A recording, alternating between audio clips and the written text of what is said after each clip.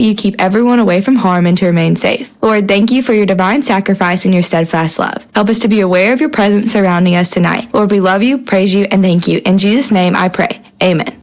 Cleveland football here on Mix 104.1. Tonight, the Cleveland Blue Raiders travel up to Maryville to take on the Rebels of Maryville High School, the number 2 ranked team in the state of Tennessee in this week's poll by the statewide sports writers and broadcasters. Jerry Evans along with Jason Hildebrand here at Maryville High School tonight, and our traveling partner Joe Cannon, sports editor of the Cleveland Daily Banner. And Jason, starting off here as Cleveland comes in, really important ball game. They've dropped 2 in a row. They would love to pull an upset here at Maryville tonight, a region game, and so that would be huge to come away with the victory tonight against this 7-0 Maryville team. Cleveland coming in at 5-2 overall. Yeah, Terry, we've been around this program long enough to understand what Maryville is, what they stand for, and really the task at hand when you're coming, especially on the road up to Maryville to play these guys. But Cleveland has a big opportunity in front of them.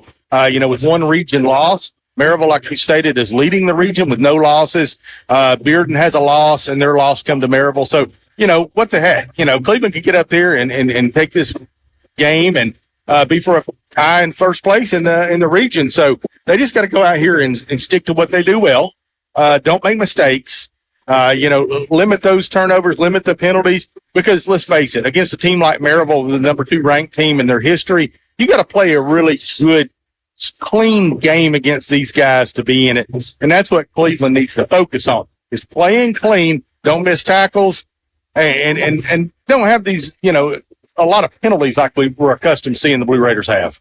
Absolutely. As the kickoff just about 7 minutes away, and we're here visitor side, Maryville with 2 press boxes, and we're in the visitors press box right behind the Cleveland fans, and down in front of us, the marching band for the Rebels just very short ways from us, so they'll be doing the national anthem, etc. in a moment as we get ready for the kickoff here on Mix 104.1. And thanks to listening to us, whether you are on the regular signal or anywhere in the world, the MyMix 104.1 app. As we thank Keely and everybody back at the station for taking care of things. Ryan helping us out a few moments ago, Ryan Felton, and also Keely on the board each and every Friday night for us. And all the advertisers, the staff and management, everybody associated with Mix 104.1. Of course, our sister station's carrying football tonight. Bears are at home against Red Bank. That's on ESPN Cleveland 101.3. Gary Ornby in that game, and is Gwen Stride helping him? Gwen Stride. Thanks, Joe. Gwen Schroyer, my mistake. And then on 99.1 Fiesta, it's going to be a good night, I think, up at Walker Valley tonight, as they have the Walker Valley hosting Pure Academy. I'm not too familiar with Pure Academy, but they have that game on 98.1. So you can, on the Mix 104.1 app, you can pick up any of those 3 games. We'll take a break here for the national anthem. We'll come back in a couple of moments, and Jason will have tonight's Honda of Cleveland starting lineups. We'll also have the toss of the coin. That's going to be brought to you by Springdale Heating and Air.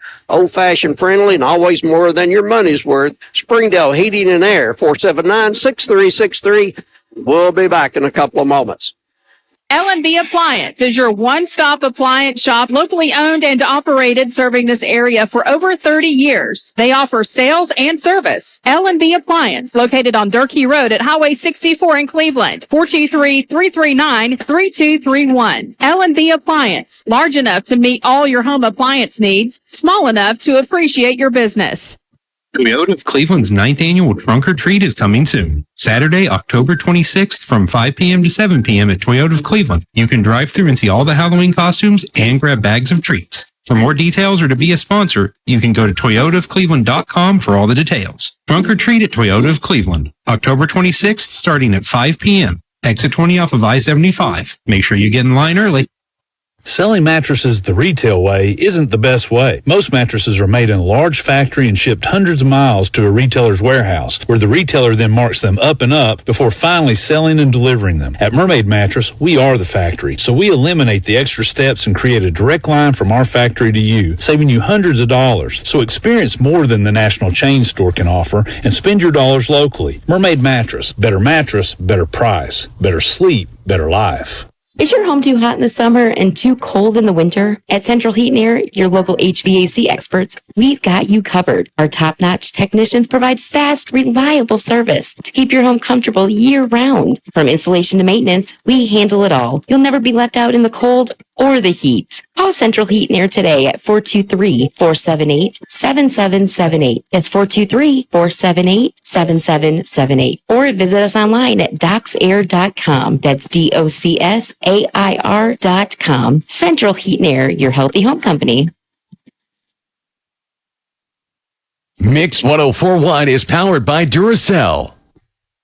Not all composite decking is the same. Enjoy life's beautiful moments on an equally beautiful composite deck. Envision's products feature deep, non-repeating grains and distinct colors throughout each pour, offering a truly unique appearance unlike anything else on the market. Learn more and find inspiration for your project at Cleveland Plywood. Cleveland Plywood Company, 2700 20th Street Northeast in Cleveland. Paula, tell us about how you came to shop at Chattanooga Auto Square. Well, I was introduced to it from my husband. He purchased his first Range Rover years ago. Then occasionally I'd start asking him if I could start driving it. I would confidently recommend him. I mean, they make you feel like family from the moment you arrive.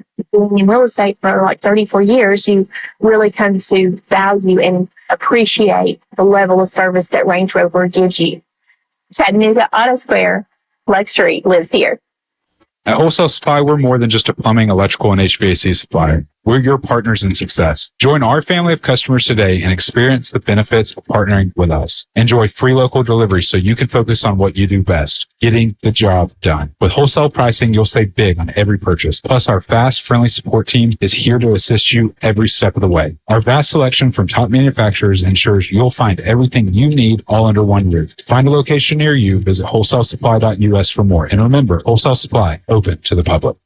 Turn your world yellow with Mayfield Dairy this fall. Whether you're wrapping up a workout or craving a tasty afternoon treat, our rich chocolate milk replenishes nutrients and provides high-quality protein to keep you going. Grab some Mayfield milk today and experience real, southern, sunny goodness in every sip. From our iconic yellow jugs to our delicious chocolate milk, everything tastes better with Mayfield. Turn your world yellow because the best moments are made with Mayfield Dairy. And back here, just about kickoff time on Mix 104.1. Let's go over to Jason Hildebrand. Tonight's starting lineup brought to you by Honda of Cleveland on South Lee Highway. Yeah, quarterback for the Blue Raiders, you're going to have either Chase Stevens or Kason McGowan. Tailback, you're going to have David Yancey. At the Y, you're going to have Sam Sarton. At the H, Sawyer Boyd. Z, Trent Collins. F, Reggie Hubbard. The X, you're going to have Braden Carroll. So your offensive line is going to look like at left tackle, Josser Canales. Left guard, Nate Carter. Center, Andrew Dugan. Right guard, A.D. Smith. And right tackle, Antonio Westfield.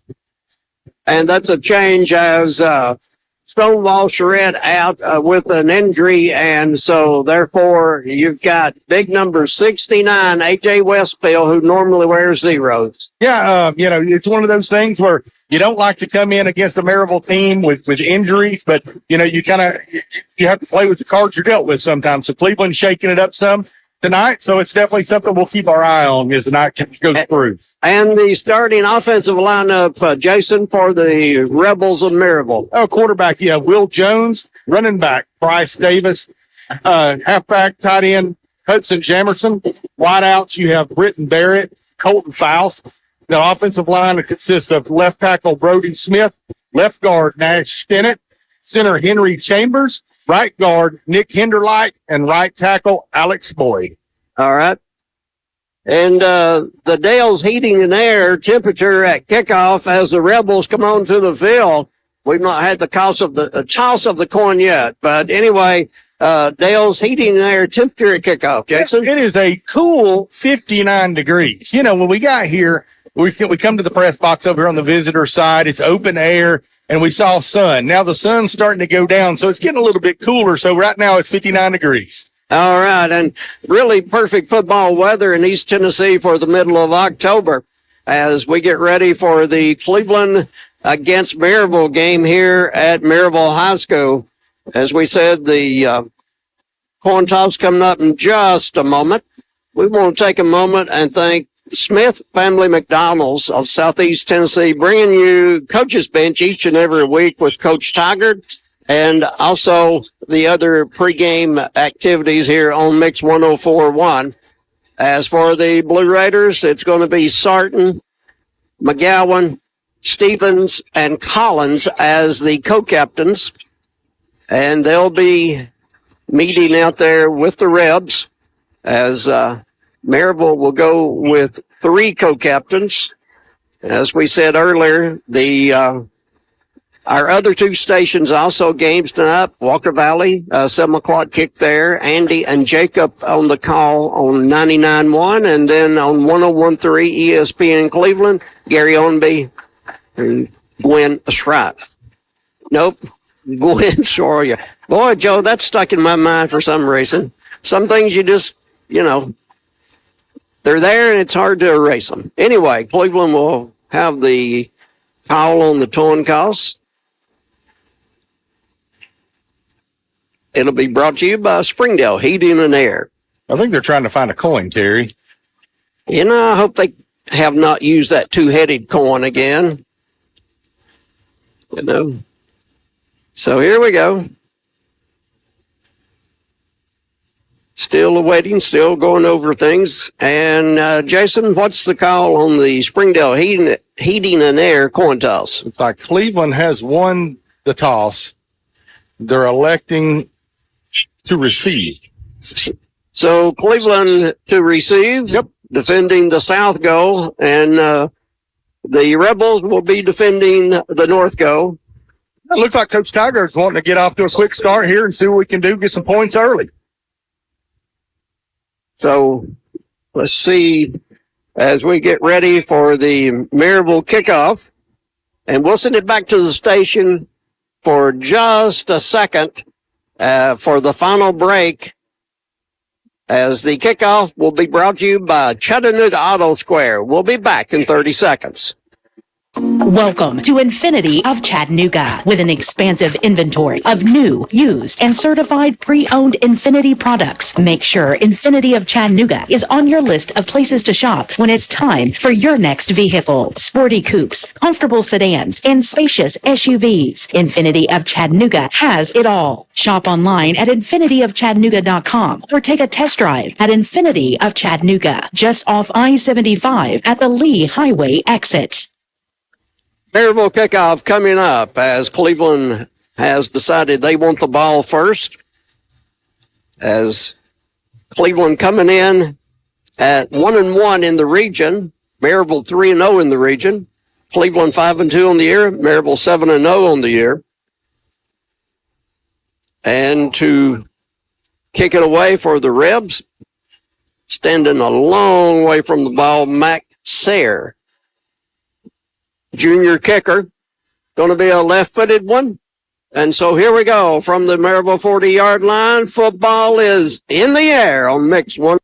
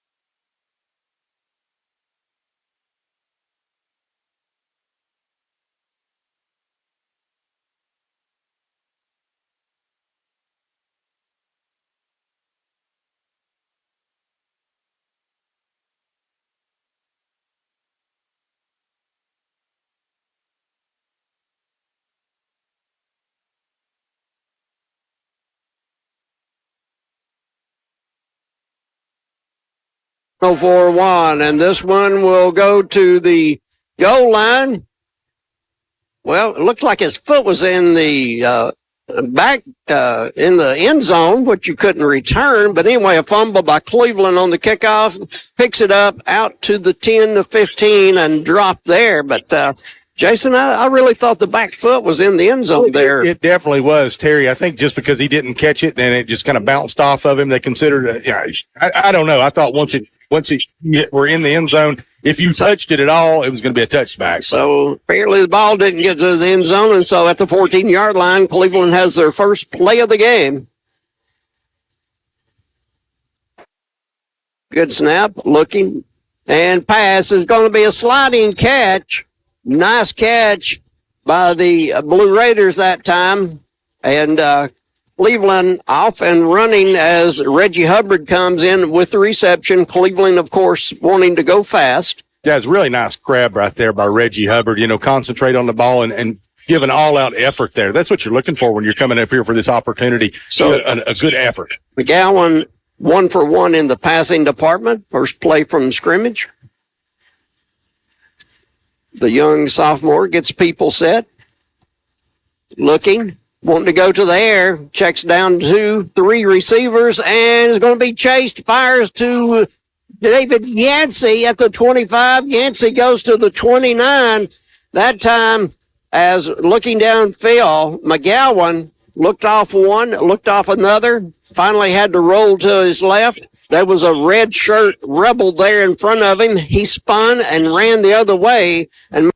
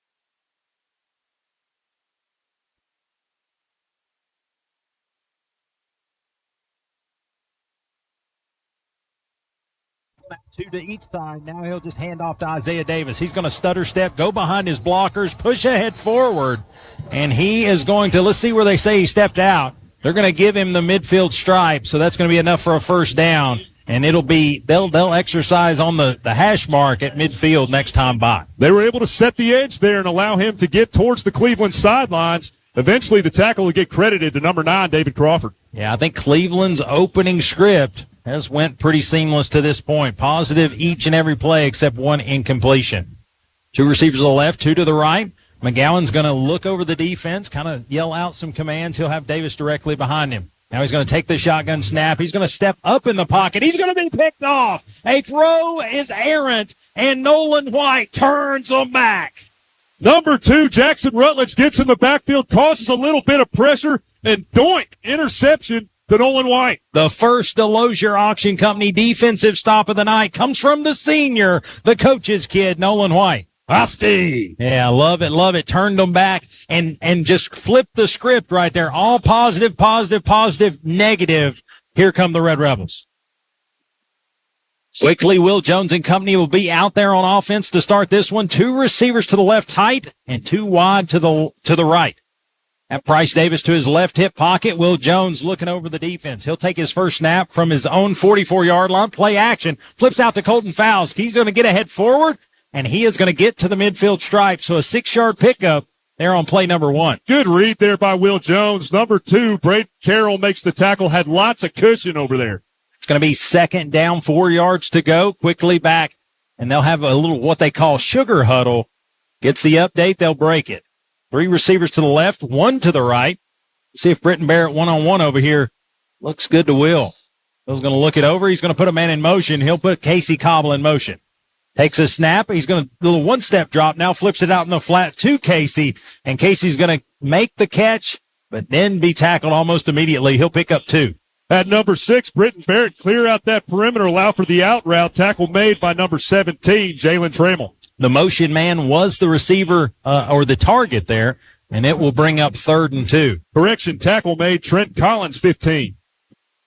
And looks like they'll have another small huddle. Again, first 3rd down of the night, but they are in Cleveland territory down to the Blue Raider 48. And it looks like Will be in shotgun. He'll hand it to Price Davis. Price going to go straight ahead forward. He's going to try to push ahead, and they are going to say forward progress. Let's see where they mark him. He's right at the marker. We're going to see if it's going to be 4th and extremely short. Had a lot of beef in on that package. He just follows Jonah Arms up the right hash. Looks like he's going to be about 6 inches short. They may want to measure this one.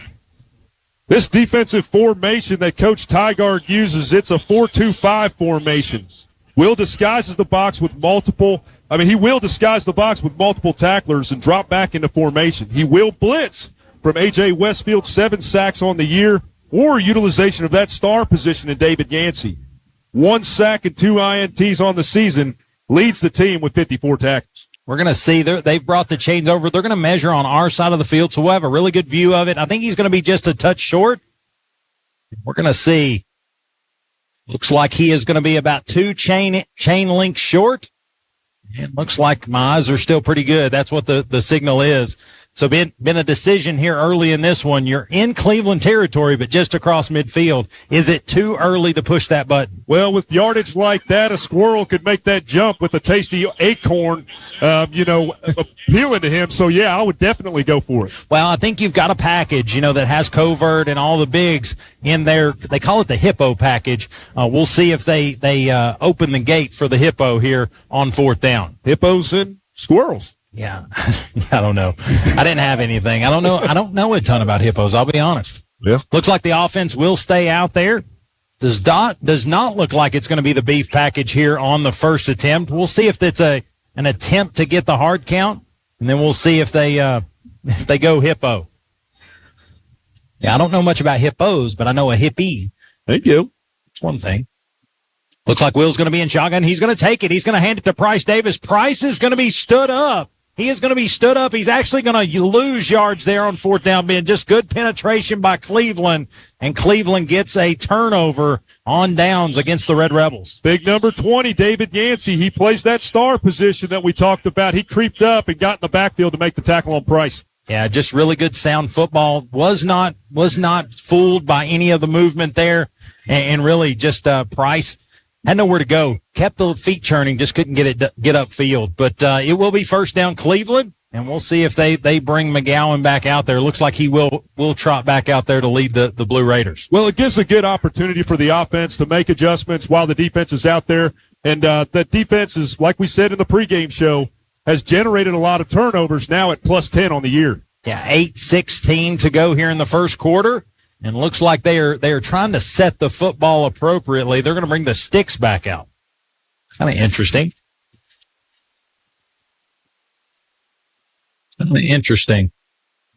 So looks like they just wanted to confirm that Price didn't get the line to gain. Looks like he added a few chain links to this one, so it will be a turnover, and Cleveland's offense already out there. Good execution there by number 20, David Yancey, on the star blitz. And again, it's interesting. The first 3 plays of that drive, no Price Davis. Last 2 plays had Price in there.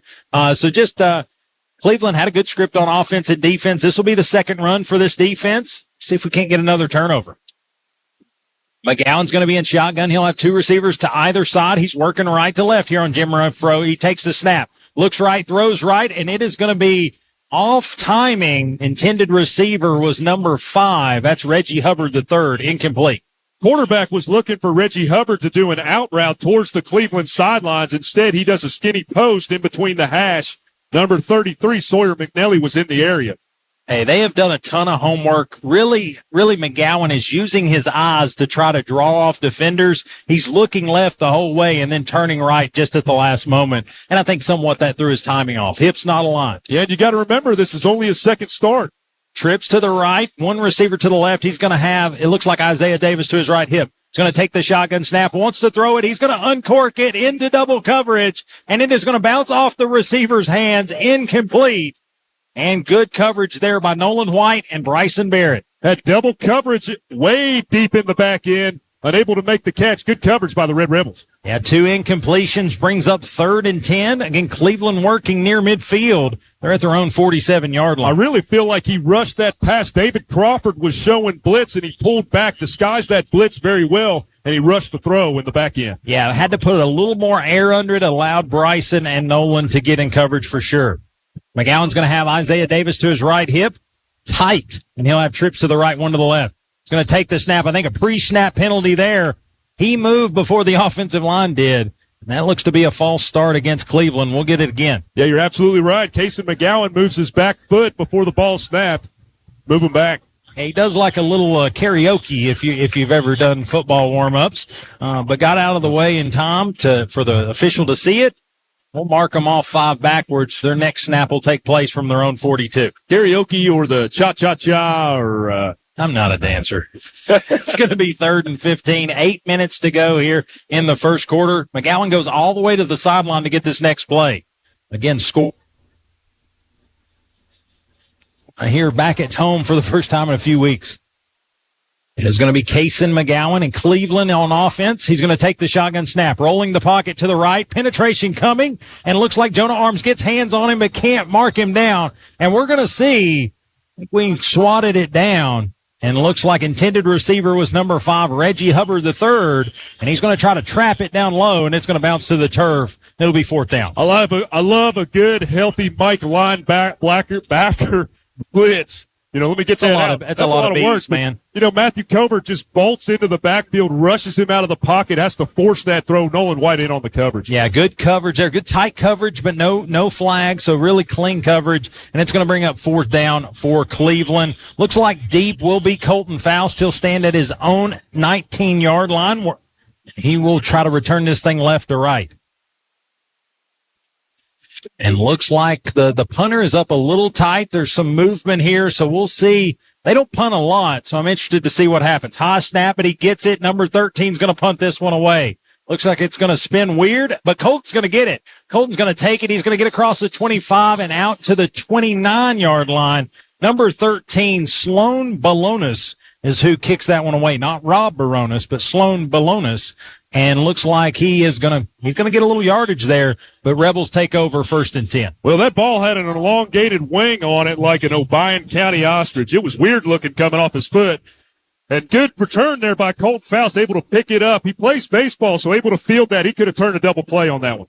I tell you, there is no limits to your foul knowledge. You need to go to Obion County, see that ostrich. Will Jones in at shotgun. He's going to take the shotgun snap, hands to Price Davis. Price gets out of his shoelace tackle. He's going to try to get a hit forward. Nothing doing. Stretches it wide left, and he's going to lose yardage, Ben. He's going to lose about 3 on that one. It'll be 2nd and 13. Number 57 for Cleveland was able to get around that edge. It was a soft edge. Aiden Smith on the tackle for Cleveland. Well, they have absolutely, their decision has been Price Davis will not beat us, so we'll see if Will Jones uses that arm or his own legs to make that change. Got 6 guys in the box right now. It's filthy down there. It's going to have 2 receivers to the right, 2 to the left, a little stack set to the left, and Price Davis to his right hip pocket. He's going to take a low snap, Little token play action gets it to Colton Faust. Colton gets the pick, and he is going to push ahead forward. He's going to get nice yardage out to the Rebel 37-yard line, and it'll be 3rd and short. That's some good blocking out there in the perimeter, able to dance around, get towards the Maryville sideline. Number 2, Braden Carroll gets credited for the tackle. 3rd and 2 upcoming. Again, 6:40 to play here in the first, still scoreless. Rebels versus Cleveland. Will's going to check the play, looks to the sideline. Now he's going to scoot Hudson Jamerson out. Going to have 2 receivers to the left, 2 to the right. Wide side is toward the visiting side of Jim Renfro. So we'll see if they make an adjustment here. Play clock's at 15, so we've got some time to adjust. He'll kick back into a shotgun snap. He'll have Price Davis to his right. He takes the snap. Going to hand to Price. No play action. Flips it out to Jamerson. He's going to get across 40, 45, 50. And he is going to get horse collar tackled. No call. And here it comes. He's going to get into Cleveland territory. The initial setup of that play, number 20, David Yancey, was creeping up, causing the audible to pass out in the perimeter. They get the ball out in the perimeter. David Yancey makes the tackle. He gets flagged for the personal foul. Love the play action there. It is going to be actually a face mask against Cleveland was the call. That is a personal foul, 15-yarder there. And that is going to turn a first down at midfield into a first down deep into Cleveland territory. And, you know, whenever you have a tackle made above the neck, you just hope the player's all right. Price seems to be doing all right. Yeah, looks like Jamerson is solid there on the sideline. He did check out, though, to get looked at. Looks like 14-yard pickup there by Jamerson. Cleveland continuing to creep that safety up. Nobody in the back end, daring the Red Rebels to throw across the middle deep. Got a little stack set left, stack set right. A little tight set, both within just a few yards of the hash marks. 6 minutes to go here in the first. Will Jones in shotgun. Cleans his hands. He's got Price to his left. Going to put Colton Faust into motion, takes a low snap, hands it to Price Davis. Price going to go right, going to get upfield, gets across the 25, down near the 20, and they'll say he's at the doorstep of the Boyd Firm red zone, and that is going to be near another first down. A Dwight Price, a Realty Executives first down. Brought the pressure from that side, but number 53, bad man, Alex Boyd makes the block, and number 48, David Delatour makes the tackle. That was nice. Good enunciation there, man. Will Jones is going to look to the sideline. He's going to be up near the line of scrimmage. Would expect him to step back in shotgun. He does. 2 receivers to the left, 1 to the right. Full stack set to the left. He's going to take the shotgun snap, hands it to Price Davis. Price was going to try to step left, and they're going to cut him down in the backfield. It'll be a yard loss, 2nd and 11. Looks like the tackle was made by number 65. That's Caesar Almazan. Yeah, they are penetrating well. They're really good at kind of pushing through the gaps. Let's see if we can get a hard count here. Nothing doing. So he's going to look to the sideline. Bill's going to have 2 receivers to the left, 1 to the right. Going to have on Brody Smith's side of the line, going to have Hudson Jamerson stacked up. 4:44 to go here in the first quarter. Still scoreless. Rebels versus Cleveland. Jones stands in shotgun. 8 seconds on the play clock. Cleans his hands. He's going to take the shotgun snap. Now he's going to look to throw it across the middle. Colton Faust with the reception at the 5. And he's going to try to sling himself into the end zone. And they'll say down at the 1-yard line. But now before he gets another, Dwight Price of Realty Executives first down. That play was coming. They were going to test it across the middle. Nice pass and catch. Tackle made by 15, Trent Collins. And number 20, David Yancey. Yeah, all of that for a flag on the play. And the Rebels look to be walking backwards. It's going to go against Maryville. See if we got a holding call. White Hat's going to tell us. He walks to the sideline. It's going to be a hold against the Red Rebels. And it negates a big gainer by Colton Faust, but a beautiful throw there by Will Jones to Colton Faust. A connection that'll be there later. Puts you behind the sticks on 2nd and long. Let's see what the Red Rebels can do to execute right here. It's 2nd down in the barbershop at this point, but it is at the Cleveland 31-yard line. They're going to need 21 yards to pick up this first down. Got about 2 or 3 downs to get it. Will Jones going to look to the sideline, steps up to update his offensive line. 3 receivers to the left, 1 to the right. Price Davis to his left hip pocket. 4:06 to play here in the first. Rebels on offense. Low snap, going to hand it to Bryce Davis. He's going to get left. He's going to get forward, and he is going to pick up nice yardage there, about 6-yard pickup on second down. It will be third and about 14. Able to find something there in between Henry Chambers. Runs up in between the hash. Number 8, Sawyer Boyd, in on the tackle. 3:44 to play here in the first quarter. Will Jones and company on offense. No wind here at Skeeter Shield Stadium. It is fully dark here. Lights are on.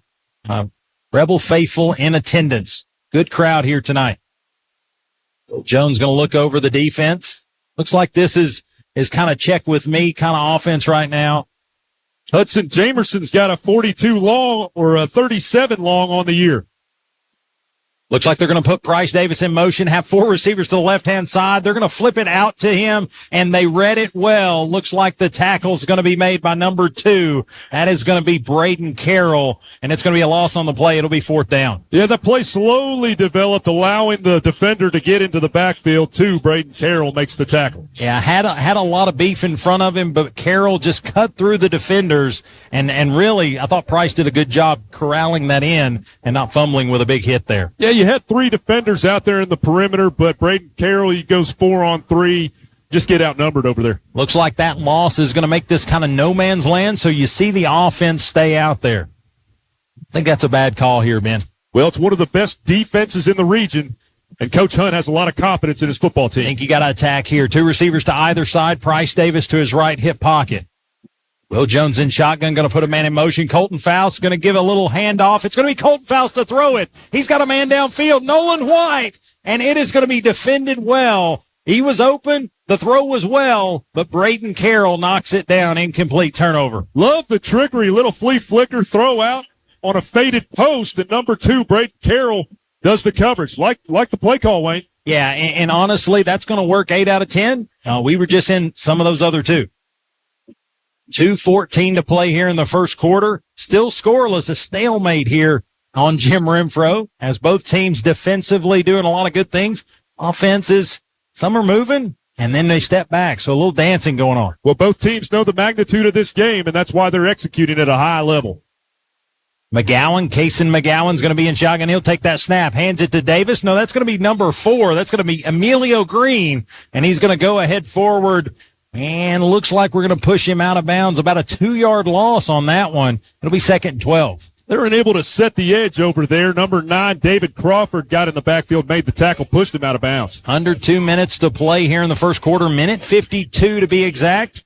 And the Cleveland Blue Raiders looking to take the lid off here. David Crawford's causing all kinds of chaos up front tonight. Kaysen McGowan, like Ben said, he's in his 2nd start for the Cleveland Blue Raiders. They've had a ton of injuries, so did not start the season, but his 2nd start here tonight, and so far 1 pick and some big shots. Kaysen McGowan takes that shotgun snap, little 3-step drop, wants to throw it, steps up in the pocket, wants to, and looks like he's going to be caught by Jonah Arms, and a host of Red Rebels going to knock him down. Number 44, Jonah Arms, takes the laundry out there, grabs the back of his jersey, slings him to the turf. A coach that I knew one time named Coach Boone said, get 10 fingers on the jersey, and it's hard for him to get away. 3rd down, 9 yards to go. Again, Cleveland working right to left here on Jim Renfro, or actually working back toward the high school if that's the visual. Kaysen McGowan's going to have 3rd and 9, under a minute to play here in the first quarter. He's going to have 3 to the left, 1 to the right. Tried the hard count. Now he'll look to the sideline to Coach Tygart. He's going to flip Emilio Green to his left hip pocket and move the receivers to a stack set. And looks like number 69 for Cleveland's going to move a little bit early, and that's going to be a false start against the Blue Raiders. Looks like that'll mark them off. So a 3rd and 9 will turn to 3rd and 14. 32.7 seconds to go here in the first minute. Again, defensively, both teams have brought their A game. Offensive haven't done bad things. Just good play calls, but better defense is where we're at right now. Definitely a chess match. And right now, with the 3rd down and long that the Blue Raiders are in, they have to be extremely careful. If they make a mistake here, could be another turnover. Ace McGowan will have his running back Green directly behind him. He'll move a man in motion right to left. 3 receivers to the left, 1 to the right. He'll look over the defense. He's going to take the snap. He's going to look left. Now he's going to have to run for his life. He's going to pull it down and looks to throw it, and it is going to be incomplete.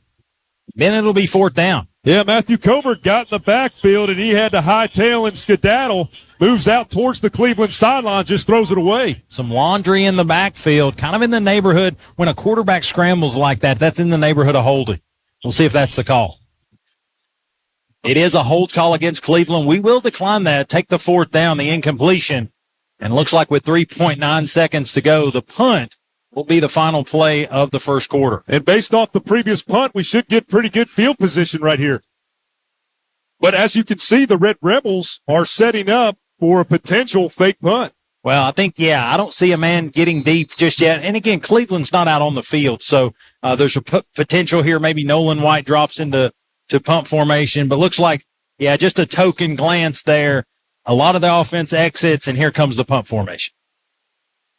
Deep, Colton Faust going to step out there. He'll stand at his own 35-yard line. I think he's expecting a better punt than we saw the first time. That's right. This punter is tight, but he will take it. Number 13, that is going to be Balonis. And it looks like it's going to spin away from Colton Faust, take a hard left, and it's going to roll out of bounds into the Maryville sideline. And that will be the end of the first quarter of play. At the end of one, it's scoreless here at Skeeter Shield Stadium on senior night. You're listening to the Junk Me Gone Game of the Week on 95.7 Duke FM. Yep, it's that time once again. It's football time in Tennessee. Hello, friends from Twin City Certified Used Cars, Trucks, and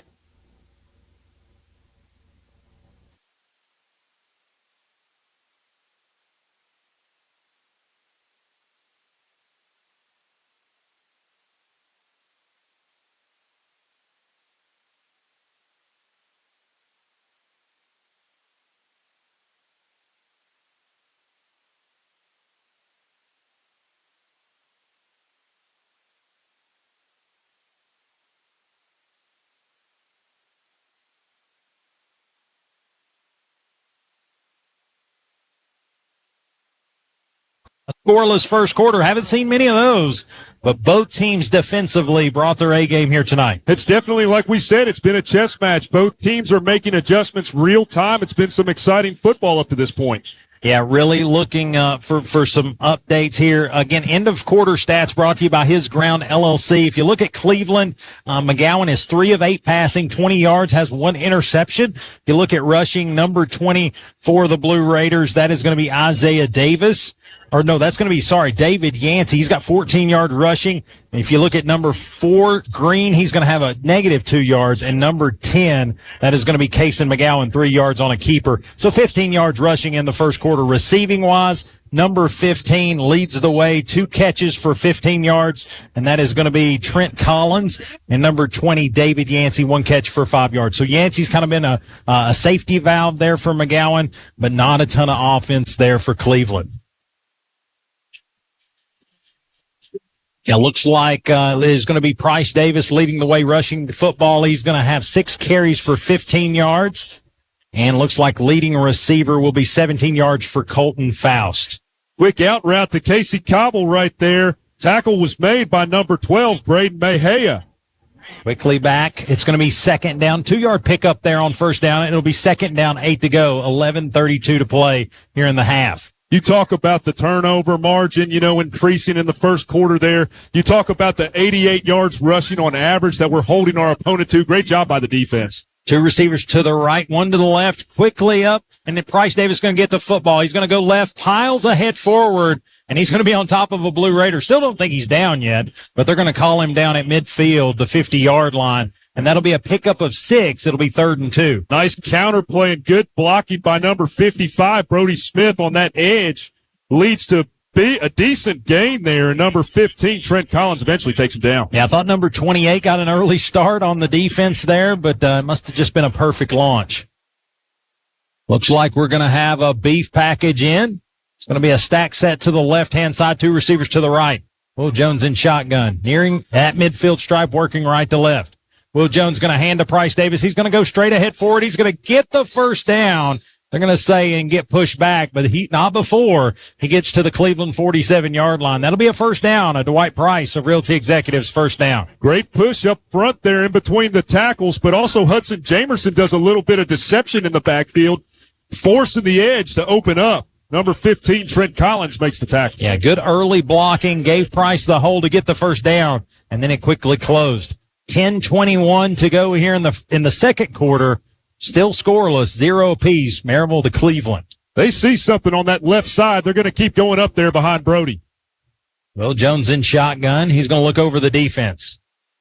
He's going to look to take the shotgun snap. He will. He'll take a 3-step drop. Now he's going to look to the left-hand side. Now he's going to throw left, and it is going to be a toe tap at the Cleveland 40-yard line by Casey Cobble, and it is going to be a big completion, and it'll be second down, 3 to go. Out route, had a man right there on him. Tackle made late, no flag. 48, David Delatois. I'm giving you the tough ones, Ben. But Will Jones is going to look over to the sideline. Now he'll have a small huddle. He'll break it. 2 receivers to the right, 2 to the left, and Price Davis to his left hip pocket. 9:59 to play here in the second quarter. Now he's going to put Casey Cobble in motion, left to right, takes the snap.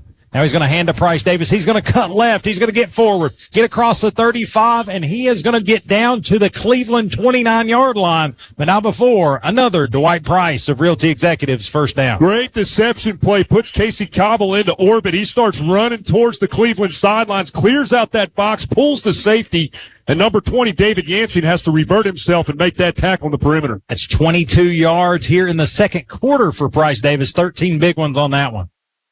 He's going to take the snap. He's going to hand. This is going to be Ori Vananda Walker. Spin move. Ori's going to stay up. He's going to push ahead forward.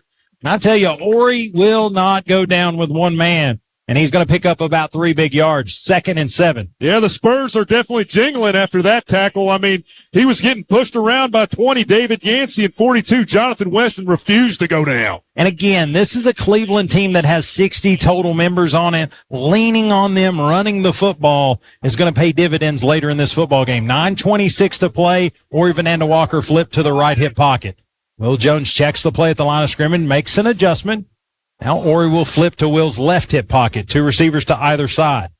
He's going to clean his hands. He'll take the shotgun snap. Hands it to Ori. Ori's going to go straight ahead forward. He's going to get across the 20. He is going to turn it upfield, boys. 10-yard line back inside. And he'll get down to the Cleveland 8-yard line. But not before he busts into the Boyd Firm red zone. And another Dwight Price of Realty Executives first down. He got to the 19-yard line and just a prolific downhill running style towards the right hash, cuts towards the sidelines.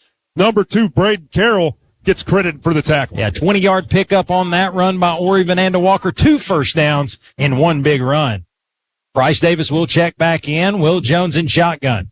Keeps 2 and 2 to either side. He'll take the shotgun snap, hands to Bryce Davis. No, he calls his own number, and he is going to do-si-do into the end zone. Touchdown, Rebels. The faithful stand and praise, Wayno.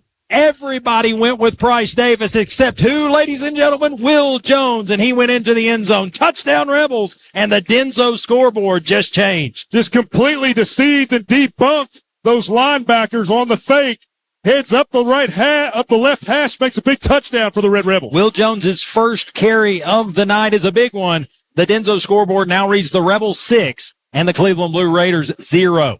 Hudson Jamerson on to attempt. It will be Graham Coulter to hold. Snap is good. The kick is up. And ladies and gentlemen, it is good. And with 9:09 to go in the second quarter of play, your Rebels lead 7-0 over the Cleveland Blue Raiders. You're listening to Rebel Radio and the Junk Be Gone Game of the Week, 95.7 Duke FM. This is Lee Franks with Volunteer Home Mortgage in Maryville. Folks, you shop for tires, TVs, washing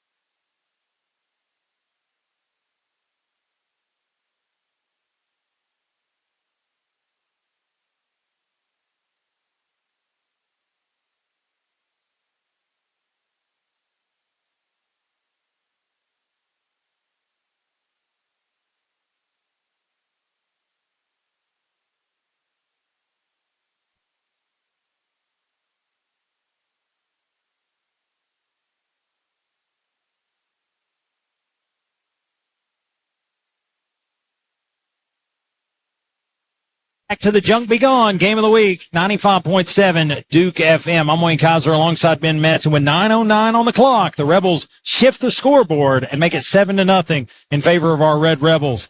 Kickoff from Max Sear is going to be deep, but returnable from the 1-yard line. He's going to come ahead forward. That is going to be number 1, and he is going to get some green grass, and he is going to run himself out of bounds. It looks like the freedom came with a price. There's some laundry in the backfield. That is number 1, Isaiah Davis, the 5'10", 175-pound senior that's been quiet for most of the night. Yeah, you had number 3, Jackson Llewellyn, over there in the perimeter, blocking the back. He got to the outside, got hit in the back. Yeah, 60 total yards on that last touchdown drive that did get the points on the board for the Red Rebels. Do want to give a shout out to Ray Weeks. He's listening. Again, he says he enjoys Rebel Radio. We enjoy you listening. Says he lost his father, back September the 20th, and he gets to listen because this is something that he and his father bonded with. That means a lot to us, Ray, and we appreciate you listening. Yeah, Ray, we're really emotional guys, me and Wayne, and there's definitely some tears up here in the box. We want you to know that your dad means a lot to us, and we appreciate that he was listening to us. Yeah, give a big shout out to all the listeners. But Ray, we're appreciating you here tonight. Looks like McGowan's going to come back out there. He's going to have a hole to dig out of. It's going to be 1st and 10, moving left to right from his own 7-yard line. Going to operate out of that pistol formation. Isaiah Davis in the backfield with him.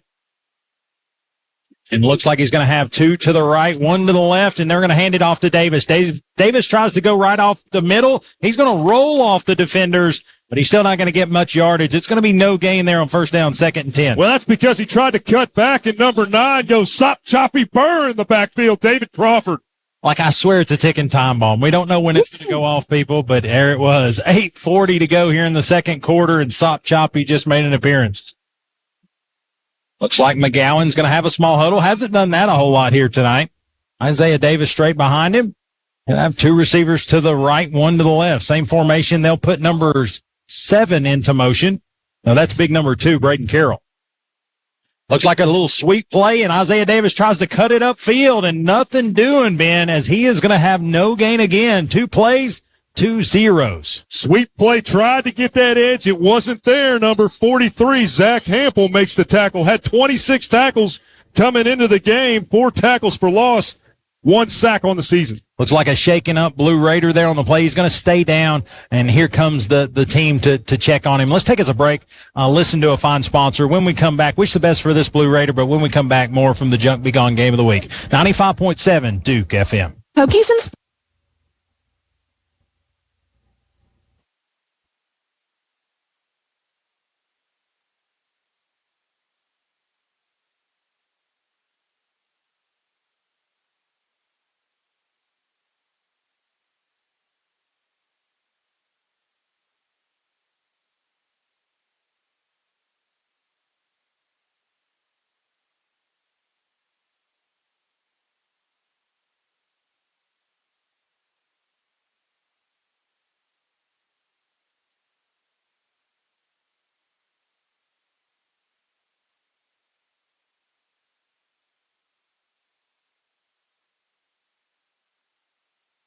Looks like the injured Cleveland Blue Raiders, number 57, Aiden Smith. He's a 6'1 senior. Looks like he will be helped off of Jim Renfro Field. He is getting help, so we'll try to keep an update there on his return, but doesn't look good for the senior lineman. Hate that. It's never worth getting an injury here. But do want to give a quick shout out, Kevin, Paul, and Joel, the AV teachers here at Maryville High School, and their great team. They're doing a great job here tonight. And if you're watching on NFHS, you know that. If you're listening on the radio, take our word for it. It's absolutely good, and they're working really hard to get a good product out here tonight. Absolutely. Had a long school day, got to stay late, work the football game. They're doing a great job. And they're getting a good one here in front of them, man. Kason McGowan, the quarterback for Cleveland. He'll take a 3-step drop. He's in the end zone. He's going to throw, and it is going to be complete out past the 10-yard line to number 8. It's going to be Sawyer Boyd, a 6'2", 195-pound junior, but well short of the line to gain. It'll be 4th down. A lot of pressure coming from the linebackers. Opens up the middle of the field. You're taught as a quarterback, attack the middle of the field on that type of blitz package. Number 10, Nolan White, comes down from a safety spot to make the tackle. Looks like a 7-yard pickup there on 3rd down. Needed 10, so it'll be 4th and 3. Pump formation upcoming. It's another Delosier Auction Company defensive stop. Looks like number 13. That's going to be Sloan Balonis. He's going to kick this one away. Stand at his own 4-yard line. Well, they're not getting movement on that call. It looks like Sloan is going to step up. He'll be at his own 4, waiting to take the snap. He's going to get it. He'll get away and nearly blocked, but it is going to get away nonetheless, and it will be returnable. Looks like Colton Faust is going to return it, gets across the 40, gets across the 35-30, 25-20, and he is going to get pushed out of bounds. But the best Price Davis impersonation, toe tapping the sideline. He'll get pushed out at the 11-yard line. Had multiple Cleveland Blue Raider defenders chasing him down towards the Maryville sidelines. Credit to the tackle will go to 22, Lacorius Edens. Huge return there. It is going to be a 37-yard return there for Colton Faust, and he sets up the offense in great position. Just shows the pure athleticism that he has left to right. It's not just north to south. He can get left to right pretty quick. Well, and I thought he really got upfield and got north and south in a hurry, though. Will Jones in shotgun formation will have Price Davis directly behind him, 2 to the right, 1 to the left. Will Jones hands off to Price. Price 1 cut and upfield. He's going to get near the Cleveland 5-yard line. It's going to be a nice pickup. 6 yards on first down, 2nd and 4. Just getting that hard yardage up the left hash there. Number 28, Lorenzo Tyson makes the tackle. 6:33 to play here in this first half. And again, Ben, I know we're still kind of midway through the quarter, but going for the daily double here. We get the football to start the second half. I like it. Will Jones is going to flip it. 2 receivers to the right, 1 to the left. Will Jones will have Price Davis to his left, but he'll check the play. Going to update the line of scrimmage, update his wide receivers, and step back in shotgun. So look it over. He'll take the shotgun snap, hands it to Price Davis. No, he's going to keep it again. He's going to go to the pylon, and he's going to score again. Touchdown, Rebels. Crank up the bugles and Hurney horns. We got a Red Rebel touchdown, Wayno. I don't know what a Hurney horn is, but yeah, we got another Rebels touchdown, and the Denso scoreboard reads 13-0 in favor of the Red Rebels. I don't know what to do. Oh, but anyway, it is a 13-0 run for the Red Rebels. A scoreless first quarter, and the first half of this one is went all Red Rebels. Hudson Jamerson is going to attempt the PAT. Graham Coulter to hold. High snap, but corralled, and the kick is up, and it will bounce off Don Story, which says it's good. And with 6:01 to play in the first half, your Rebels lead 14-0 over the Cleveland Blue Raiders. You're listening to the Junk Be Gone Game of the Week, 95.7 Duke FM. Are you facing the challenge of burying piping, wires, or conduits under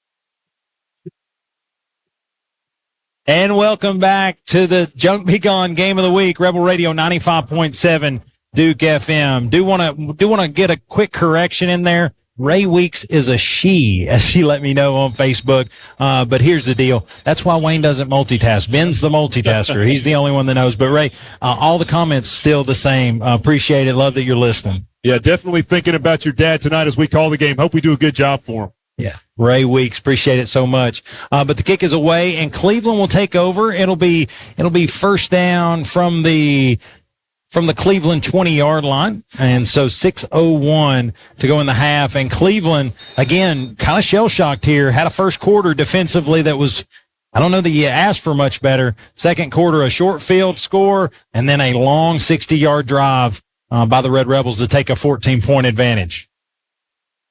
38 seconds there on that second touchdown drive. It's going to be McGowan with a little trick play. He's going to hand it off to number 5, a little flip back.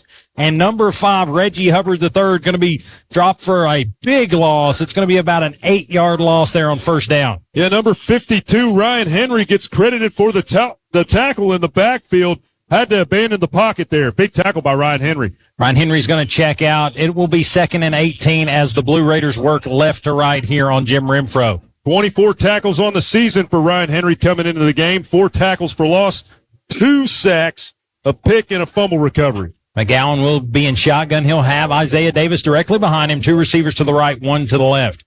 Takes the shotgun snap, little play action, going to look to throw it, and looks like intended for Hubbard III, but out in front too much. Incomplete, 3rd down. Well, covert cometh, covert bringeth. He got into the backfield, forced him to rush that pass. Yeah, definitely did that. But again, Hubbard looked like there was a little off kilter there because he kind of threw his hands up at the end of that one. Maybe just a little, thought it was going to be a little delayed pass there. But do want to give a shout out, Bethany Pope, listening from Charleston. So appreciate Bethany as always. Good teammate of ours, but even when she's away, she's still listening. Appreciate it so much. Yeah, we love Miss Bethany. 3 receivers to the right, 1 to the left. Shotgun snap by it is going to be McGowan. McGowan's going to look to uncork it. It's going to go long. Intended receiver is number 2, and the prayer was answered for the Blue Raiders. It is complete. A huge throw, basically as McGowan was falling down, and it's going to be a huge pickup, probably about 37 yards on the pickup. Deep post in a cover 2 formation. Justin Prince and Bryson Barrett had to take different receivers. And credit the tackle to 31, Justin Prince. Yeah, correction, 41-yard pickup there by number 2, Braden Carroll. Just a really good connection there. Braden Carroll watched it all the way in, had good coverage there, just able to drop it in the breadbasket. 2 receivers to the right, 2 to the left. Isaiah Davis straight behind McGowan. It's like McGowan's going to take the snap. He is going to look. No, that is not McGowan. That is number 16. That is going to be Chase Stevens in at quarterback, and he is going to get rocked by Ryan Henry, and he's just going to throw it to the turf. Yeah, that started with Zach Hampel. He's able to shed his block and make a shoestring tackle there, and then it was cleaned up by Henry. Yeah, looks like Chase Stevens, that was a one-trick pony, as McGowan will check back in. Maybe getting some update here. Maybe McGowan's helmet came off, had to check out for a play. Looks like he's going to put a man in motion right to left. He'll have 2 to the right, 1 to the left. McGowan is going to be, looks like a little heavy to move. McGowan, a little happy feet, and it is going to be a false start. Flag came over near the Maryville sidelines. I think we had some movement by the ex-wide receiver. Yeah, again, just a lot of movement, trying to run up tempo. And it looks like it worked against the Blue Raiders on that one. It'll back them up. It'll set the football at the Maryville 49-yard line as they work left to right here on Jim Renfro. Got them behind the sticks. Let's take advantage of it. 2nd and 15 upcoming. 4:33 to play here in the first half. Rebels lead 14-0. Every time these offenses play behind the sticks against this Red Rebel defense, they have to be ultra careful underneath for turnover potential. Quickly break the huddle, and looks like McGowan wants the play to get off quick. He's going to have 1 to the left, 1 to the right. Now they're going to move a man in motion right to left. Hands it off to Isaiah Davis. He's going to try to spread it. He does. He's going to get some green grass, gets upfield. He's going to pick up the penalty yardage, and it looks like the ball was poked out. It looks like it may have went all the way to the Cleveland sideline. It looks like it'll stay with the Blue Raiders. It's going to get to the 40-yard line of Maryville, and that will leave 6 yards remaining. So it'll be a 3rd and 6 upcoming. Blue Raiders had a good block out there from Andrew Dugan on number 2, Jackson Rutledge, to allow him to get outside. Eventually, the tackle was made by number 86, Max Sear. 9-yard pickup there by Isaiah Davis. He is what we like to call a water bug. He knows how to kind of keep the feet moving even when he's got hands on him. McGowan's going to have a stack set to the left-hand side. Now he'll take the snap, flips it out in the flat. It is going to nearly be picked off, and then it's going to fall harmlessly to the turf. But I think Max Sear had an opportunity to pick that one off. Well, you had a little bit of movement by the quarterback before the snap as well. I think that's what caused the timing issue to occur out in the perimeter. No flag. Yeah, looks like 31 is the one that nearly had the pick. That is actually going to be the senior, Justin Prince. Almost had an opportunity to turn them back here on senior night. The casino's open, Wayno. 4th and 6, and looks like rolling the dice is Coach Chandler Tygard. Going to try to get the hard count from the Rebels. Good luck.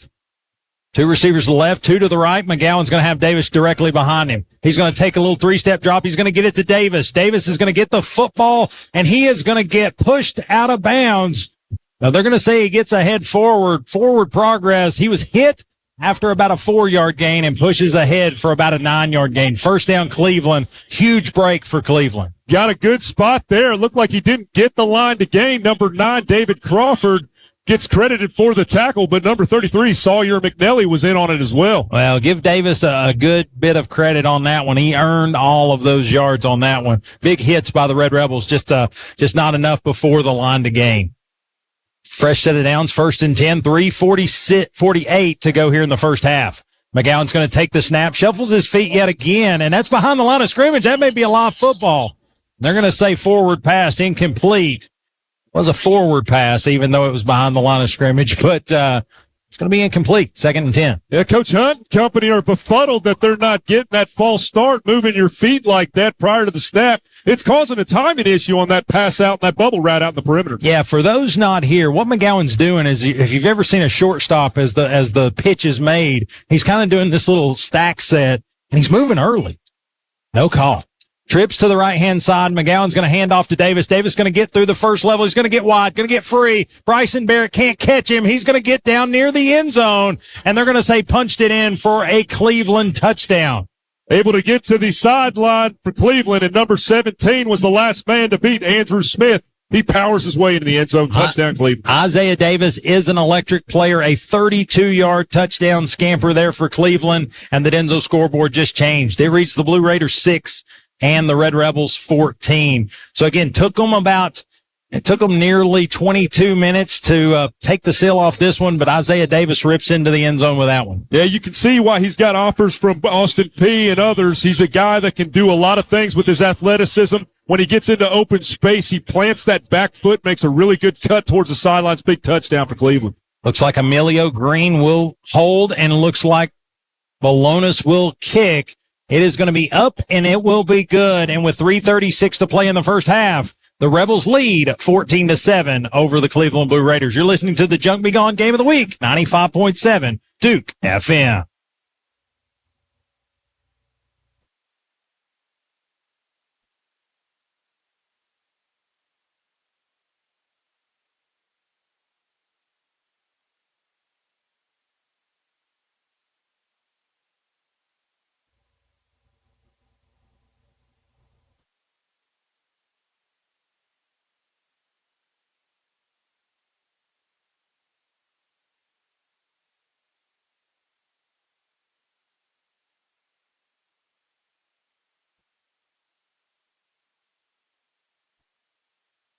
And welcome back to the Junk Be Gone Game of the Week, 95.7 Duke FM. If you went to the refrigerator, you missed something. Isaiah Davis scores for Cleveland and cuts the Rebel lead 14-7. Big 32-yard scamper for him. And again, just an electric player for the Blue Raiders. I told you he makes up the offense. He lead rusher with 921 yards on the ground, 121 carries, puts him at 7 yards per carry and 8 touchdowns coming into the game.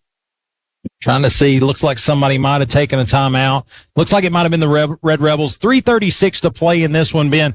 I wouldn't have taken it off the table for Coach Tygard to go for an onside kick here. Oh, absolutely. He's done that before against the Red Rebels and doesn't put a lot of emphasis into the kicking game. You know, you're behind. You don't get the ball coming out of the locker room. So, yeah, it could be an onside kick here. Yeah, we're going to see. We're going to take us a quick break. Listen to our fine sponsors. A Lee Franks of Volunteer Home Mortgage Timeout. You're listening to Rebel Radio on 95.7 Duke FM. Denso Manufacturing is set.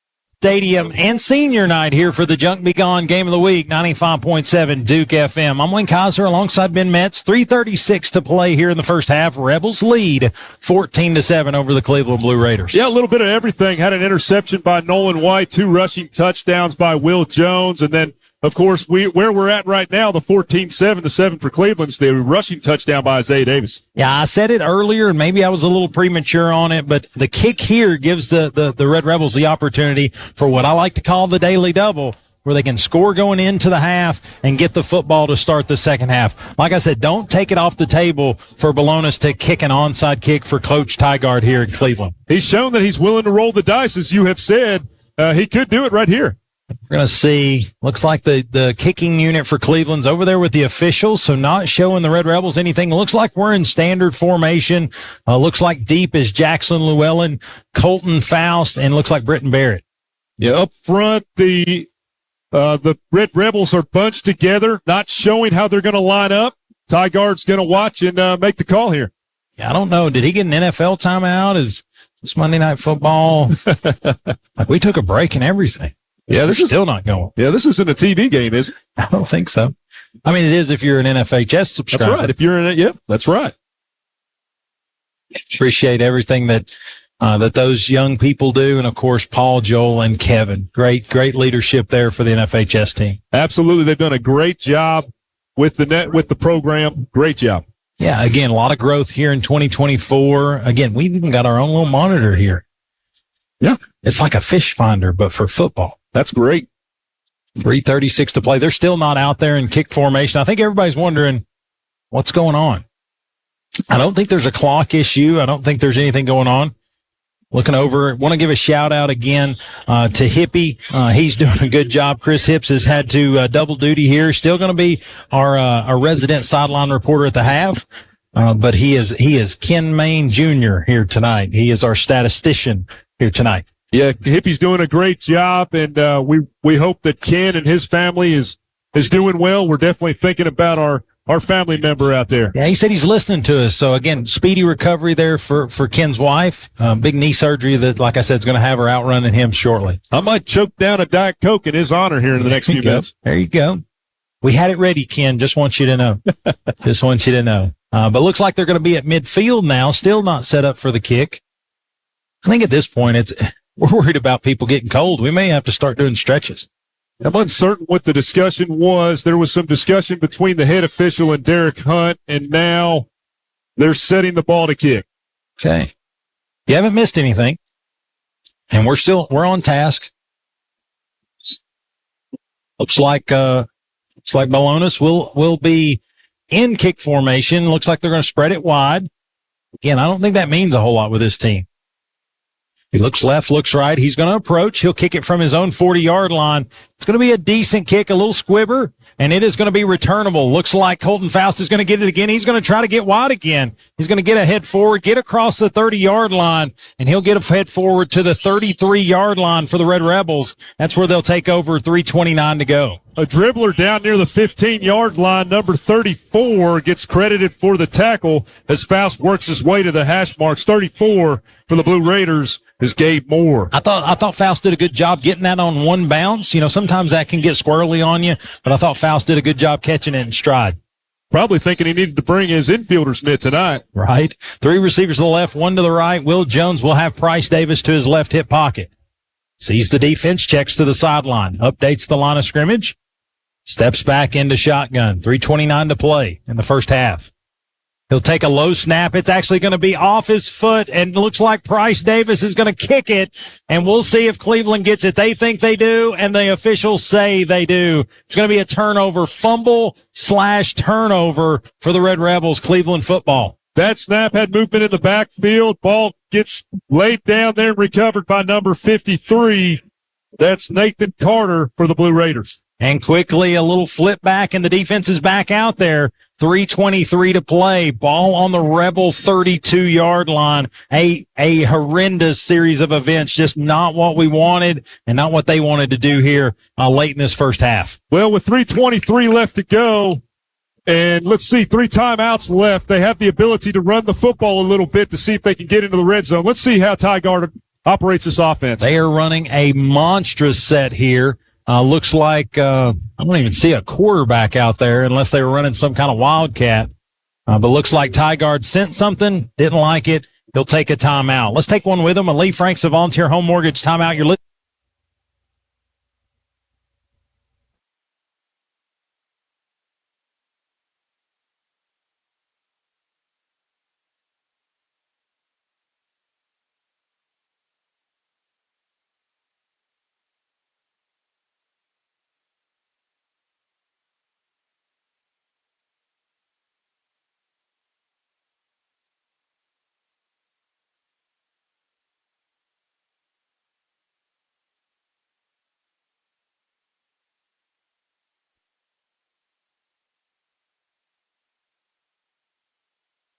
Game of the week, 95.7 Duke FM. I'm Wayne Kaiser alongside Ben Metz. Looks like the call was Ben. They only had 10 players on the field for Cleveland. Coach Tygard had to take a timeout. Still got 2 in the bucket. And it looks like this is a trick play, a lot of movement. We're going to see what happened. It's going to be, looks like it's going to be offsides against the Red Rebels. Looks like all the movement, again, just basically a wholesale changeover on that offensive line, really rattled the defensive front. They've just got to snap and clear, play the next play. It's going to be 1st and 5 after the penalty assessed. Ball on the Rebel 27-yard line. Looks like back in there, they are going to be in a kind of a wildcat set with number 2, Braden Carroll. He's going to go left. He's going to try to get wide, and looks like he is going to pick up.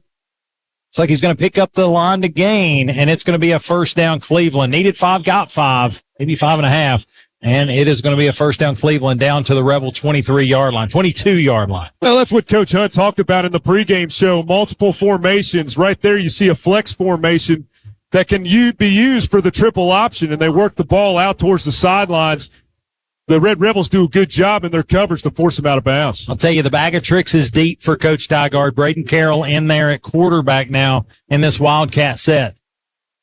Going to have a jumbo pack to the right-hand side, takes the snap. No, it's going to be a direct snap. That's going to be to Isaiah Davis, and he's going to get a head forward inside the 20-yard line down to the Rebels 16. 3:07 to play in this second quarter. 14-7 lead for the Rebels. Good execution there by 43. Zach Hampel used good with his hand-to-hand combat, gets in the backfield, makes a tackle. Check out Max Sear. Check in Alex Boyd. The right tackle will check in for a defensive snap here.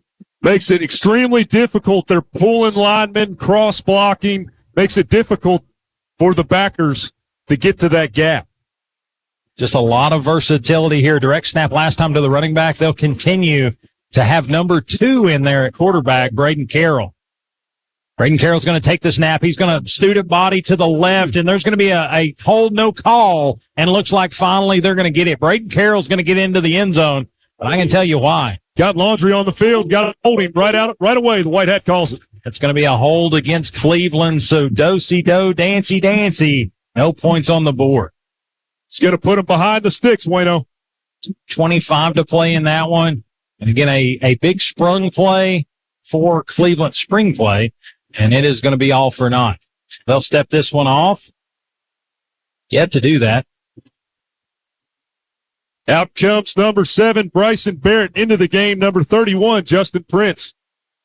They'll step this one off. It'll go beyond the 20, beyond the 25, and they'll set the next marker at the Maryville 28-yard line. Sawyer McNelly and Jackson Rutledge check in. Ample's going to be over the center. It's a big frame over the center. 2 receivers to the left, 1 to the right. Braden Carroll still in at quarterback. No, they're going to check back in McGowan.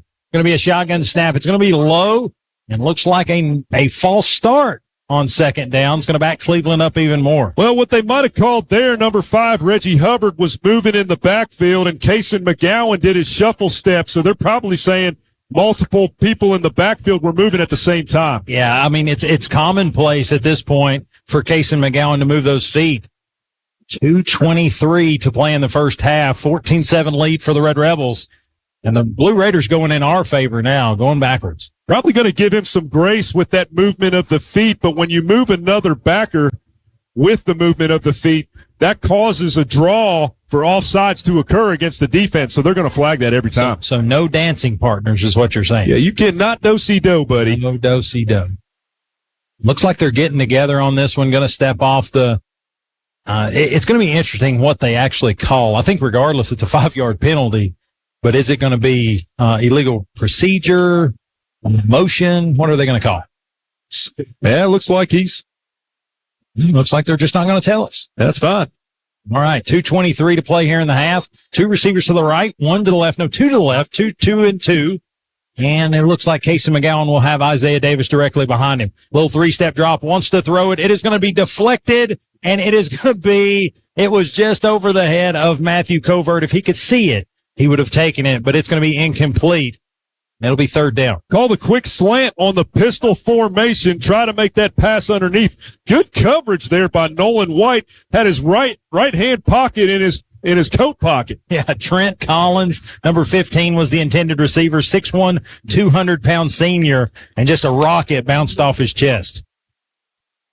Jason McGowan goes to the sideline, gets the play from Coach Tygard. He'll be in a deep huddle. Now they'll break it. In 3rd and the barber shop. Said that a couple times here tonight. 3rd and 20, working left to right on Jim Renfro. McGowan's going to have trips right, 1 to the left. He'll take the snap. Little 3-step drop, wants to throw it. He's going to get it across the middle, in and out of the hands of number 33, Sawyer McNelly. And I think he was ready to lay the lick and didn't see the ball coming. Yeah, number 24, Matthew Covert, was in the area with Sawyer. He's lucky he didn't get taken out going across the middle like that. The throwing plays here have not chewed up a ton of this clock. 2:14 to play, and it's 4th down. Ball on the Rebel 32-yard line. So this is kind of no man's land for a punter or a kicker. And so I think this is Cleveland's opportunity to go for it on 4th down. Well, I look for Tygard, the gambler, to put all his chips in the middle of the table here. Maybe make an end zone shot of some kind. Yeah, I think it's going to be a deep shot. I think that's a really good point.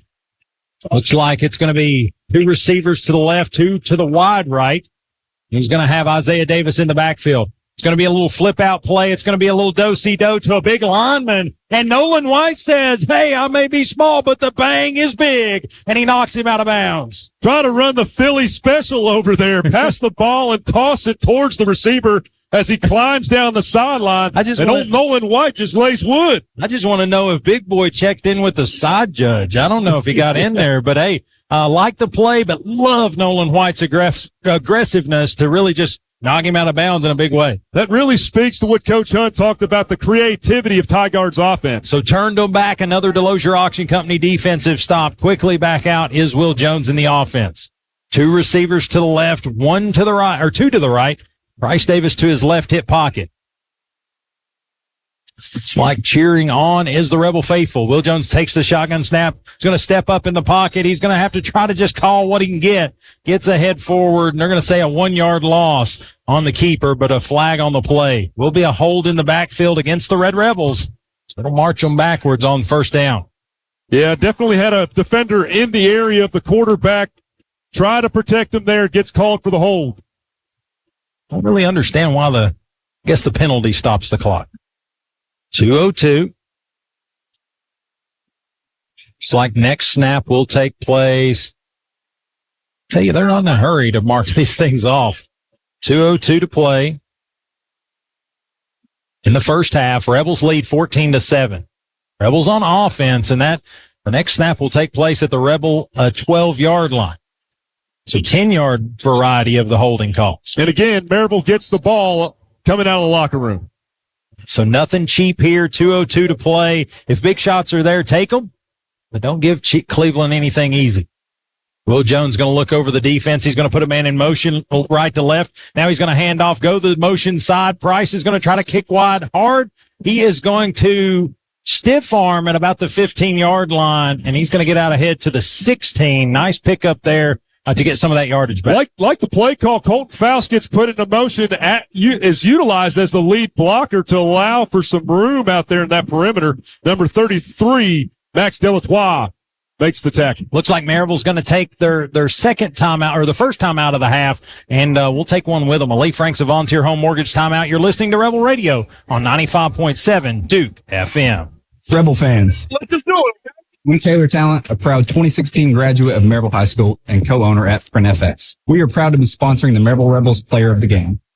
Just like the Rebels, PrintFX is winning big too. We can help you win big by supplying your business with beautiful facility signage, vehicle wraps, interior graphics, yard signs, banners, business cards, and other print solutions to get your business noticed. We are located right off of Alcoa Highway, directly behind West Chevrolet. Check us out at printfx1.com. That's printfx1.com. Let PrintFX be your new partner in print. Go Rebels!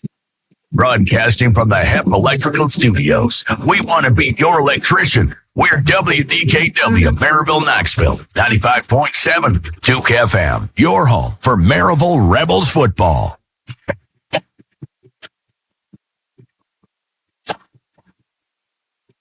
And welcome back to the Junk Be Gone Game of the Week, 95.7 Duke FM. Slugfest is how I will call it. 14-7 Rebel lead with the football. 1:53 to go here in the first half.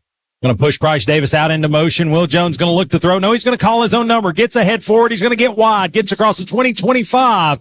And he's going to step out of bounds after a nice pickup. And it'll set up 3rd and short. We're going to give him positive yardage to the 29. So it's going to set up 3rd and 3. Design quarterback run. He gets to the 20-yard line. Number 55, Brody Smith, takes out 2 defenders to allow him to get to the sideline, get that big yardage near the 30. Yeah, 13-yard pickup there for the keeper. Will Jones, his legs is making a lot of difference here tonight. Averages 8 yards per carry on the season. Trips to the right, 1 to the left. Will Jones takes the snap. Play action to Bryce Davis. He's going to keep it again. Will goes ahead forward, and they're going to say no gain here on 3rd down. It'll be 4th down. Good execution and good read there by Will Jones. There was nothing in the backfield with Bryce Davis. Had to call his own number. Tackle made by number 33, Max Delatois. And looks like Coach Tygard's going to use a timeout here as with 1:36 to go. He wants to give his offense an opportunity to draw it even. But let's take another one with him. Lee Franks, a volunteer home mortgage timeout. You're listening to Rebel Radio, 95.7 Duke FM. Craving some amazing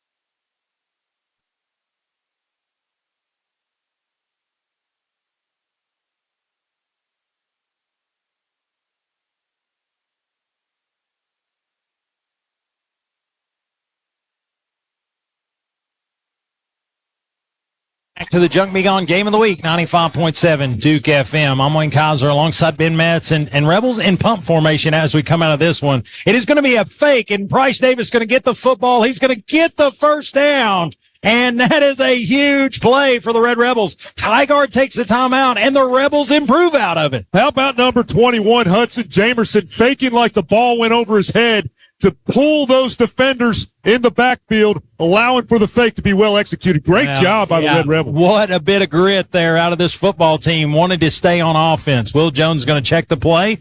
Now he's going to put a man in motion. Colton Faust stands him up. He'll clean his hands. Shotgun formation, takes the snap. Little 2-3-step drop, looking, throwing. Britton Barrett with the catch. He's going to get near the midfield stripe and steps out of bounds. They'll say he gets to the 50. Looks like that may be another Dwight Price of Realty Executives 1st down. Good read there by Will Jones. Nice route run. Able to come back, get there about the 45-yard line. Martavius Smith gets credited for the tackle. Tell you, give a shout out to the Chain Gangs. Looks like it is, it's Coach Joey Winders. Looks like it is, trying to see who that is. I'll get his name. I think it's Coach Johnny Riggins. Yeah, Coach Johnny, yeah. So give them a shout out. They worked up and down Jim Renfro tonight. One county commissioner. 1:02 to play in this one, in this first half. Jones in shotgun, 2 receivers to the right, 1 to the left. Pushes Bryce Davis out in the flat. Now they're going to deliver it to Price. He gets the football. Little stutter step. Now he's going to get across the 45. Stiff arm. And he says, have you met Bryce Davis? Here I am. Martavius Smith tries to stand him upright, gets put on his back. Yeah, great catch. Nice run by Price Davis. Price has definitely turned the physicality up here to close out this first half. 55 seconds to go, 14-7 Rebel lead. They're inside Cleveland territory down to the 42. A healthy rubber chicken short of a first down. Yeah, that's a big rubber chicken. 2 yards. Maybe a Ripley's rubber chicken. But anyway, 2 yards to go, second down 2. And looks like, trying to see, they're walking to the sideline to talk to Coach Rob and Coach Derek Hunt. What's the call?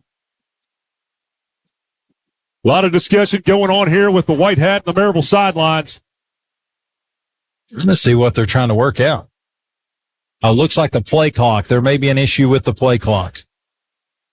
But Ben, I do want to give, while we're sitting here waiting, let's give a shout out to our producer back at the studio, Miss Laura.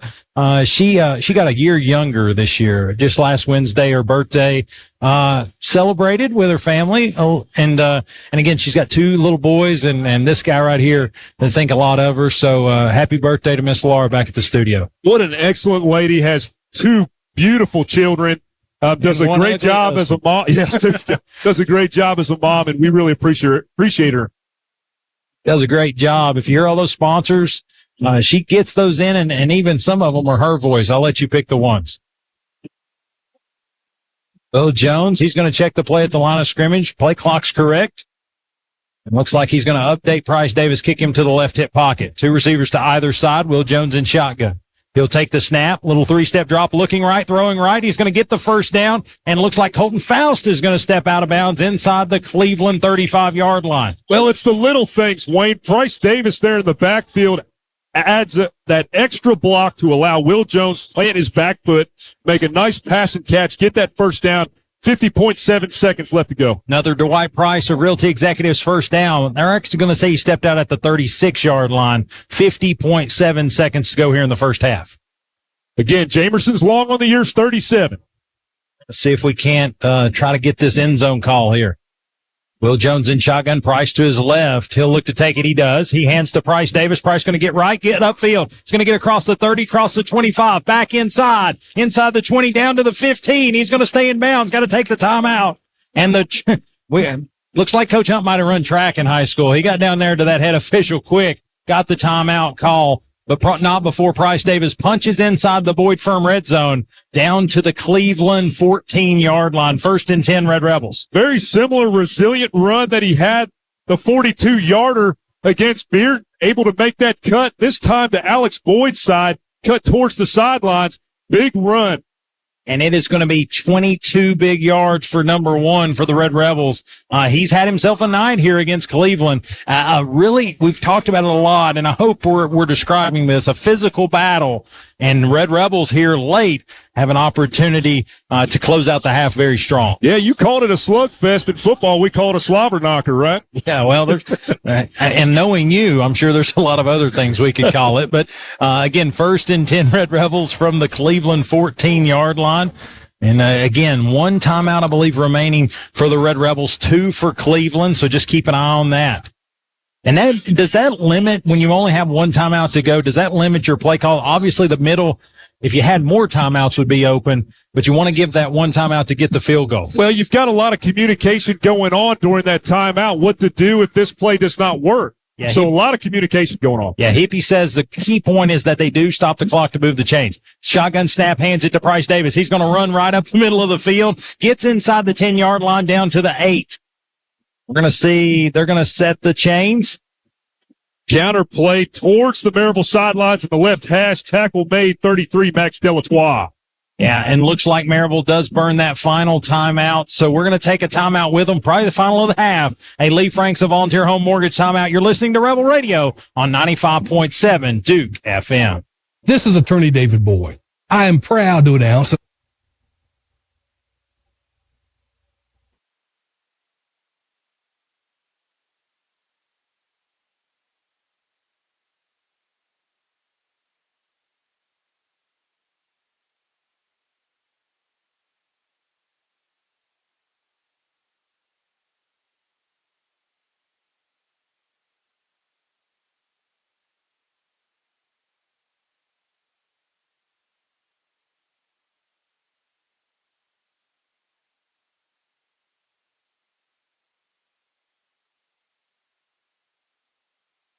Back to Rebel Radio 95.7 Duke FM and the Junk Be Gone game of the week. Rebel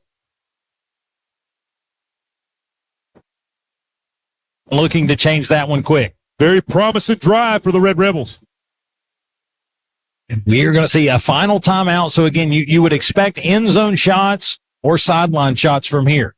Will Jones in shotgun formation, going to put a man in motion, takes the snap. He's going to play action to Bryce Davis, looks to roll the pocket. He's going to look to throw the football, and it's going to be caught by Jamerson. It's going to be a touchdown for the big guy. Touchdown Rebels, and the Denso scoreboard just changed. Bootleg, yo-ho, Red Rebel. A H-back tight end is used on that one, and number 21 is jacked coming off to the sideline. Touchdown Rebels, and the Denso scoreboard now reads your Rebels 20 and the Blue Raiders 7. I love the execution by the Red Rebel offense. Hippie was talking about it. They packed that box, allowed the passes to be there out in the perimeter. Just march your way downfield, do a bootleg, toss it in the end zone, big touchdown. Jamerson has to get back on track. He's got to kick this extra point. Hold is down, kick is good. And Hudson Jamerson does the twofer as he's going to finish the touchdown, get the extra point. Then he's going to get a big hug from his head football coach on the sideline. 30.1 seconds to go. Rebels take a 2-score lead, 21-7. You're listening to Rebel Radio. And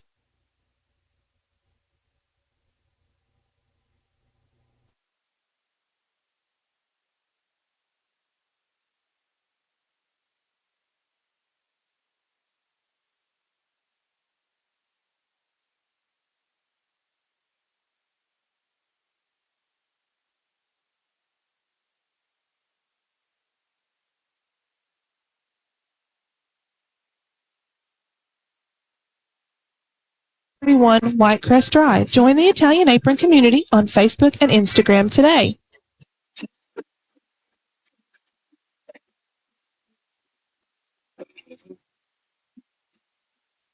And with 30.1 seconds to go, we've got yet another Courtney McGee of Keller Williams kickoff. Max Sear looking to approach. You're listening to the Junk Be Gone game of the week. Kickoff will be from right to left. Max Sear with the boot. It's going to be a squibbler, and it will get picked up at the Cleveland 25-yard line. And it looks like number 20 with the carry or with the return. That'll be David Yancey. He'll get out to the Cleveland 37-yard line. Yeah, you're right. 37.5.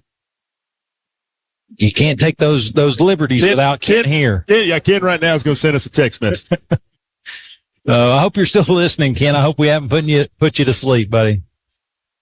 McGowan in at quarterback, 3 receivers to the right, 1 to the left. It'll be Davis in the backfield with him. They hand it to number 1. He's going to get left, going to get free. He's going to get ahead forward, get across midfield, and he is going to be chopped down from the knees at the Rebel 46-yard line. Quickly back to the line of scrimmage. That's interesting. McGowan in deep shotgun. Going to spike it 4 yards deep. Bryson Barrett sheds that block by number 7, Sam Sarton, to make that tackle. It was one tackle to beat. He would have been into the end zone. Guess on a spike, it just stays at the line of scrimmage. Yes. I guess it's an incomplete pass. That makes sense. Looks like grounding to me. You're trying to get something, huh? Yeah, 15.6 seconds to go. Looks like Cleveland's trying to get something. Takes a shotgun snap. McGowan's looking to throw, looking. He's going to uncork it, and it is going to be picked off by Bryson Barrett, and that is going to turn them back. A Delosier Auction Company defensive stop to close the half. Bryson Barrett takes advantage of the misfire. Big turnover for the Red Rebel. Well, and just an errant throw really sailed on McGowan. No Blue Raider was that deep, and Bryson Barrett had the peace of mind to get under it. Good call there, and we'll see what the Rebels do here with 9.2 seconds. Do you take a shot? Do you take a knee and take it to the half? Well, you get the ball coming out of the locker room. I don't think you want to do anything too hasty to bring them back in the ball game 21-14. So look for them to run the football to end out the half here. Yeah, looks like they are in a somewhat of a victory-looking formation. Will Jones under center. He is going to take the snap, take the knee, and looks like Coach Hunt and the Rebels are going to look to take this one to the half. A half of football that would be played as 2 or 3 games in other regions, but a region matchup nonetheless. As the end of quarter happens, the clock hits zeros. Rebels lead 21-7 over the Blue Raiders. Let's take a break. Listen to these fine sponsors.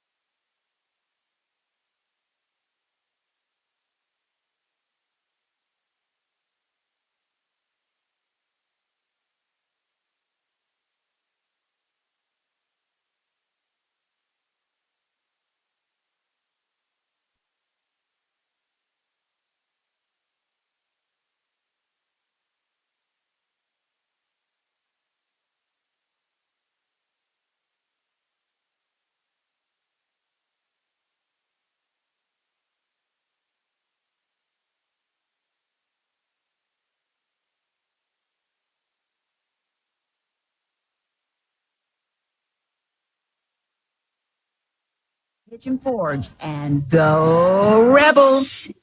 Are you looking for the perfect spot to relax after work or maybe after the games on Friday nights? Check out a member of the Copper Cellar family of restaurants, Calhoun's in Maryville. Calhoun's offers great items like mouth-watering ribs, barbecue, and much, much more. Weekly specials include Burger Day Monday.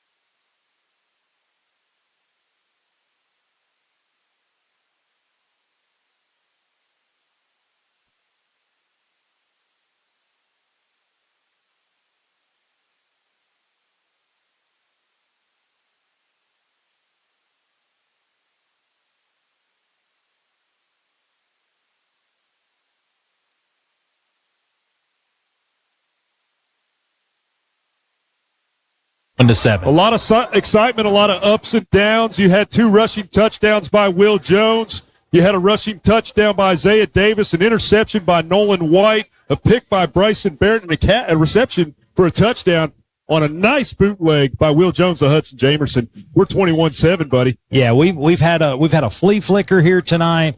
We've had a couple interceptions. We've had long runs. We've had turnovers on downs. We've had I mean, it's just it's been the full gamut. Like, we took a bye week and we're catching up here tonight. It's been a good night to be a Red Rebel. 2 touchdown lead in what was really a hard-fought battle. And if you're Cleveland, it's got to hurt being down 14, because I feel like, other than the 2 picks there, just aggressive all the first.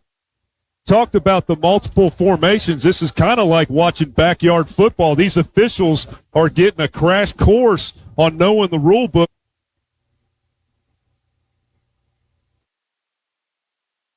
Understand that playbook, and I think that's what's causing a lot of the discussion at timeouts and in between plays between the officials and the coaching staffs on both sides.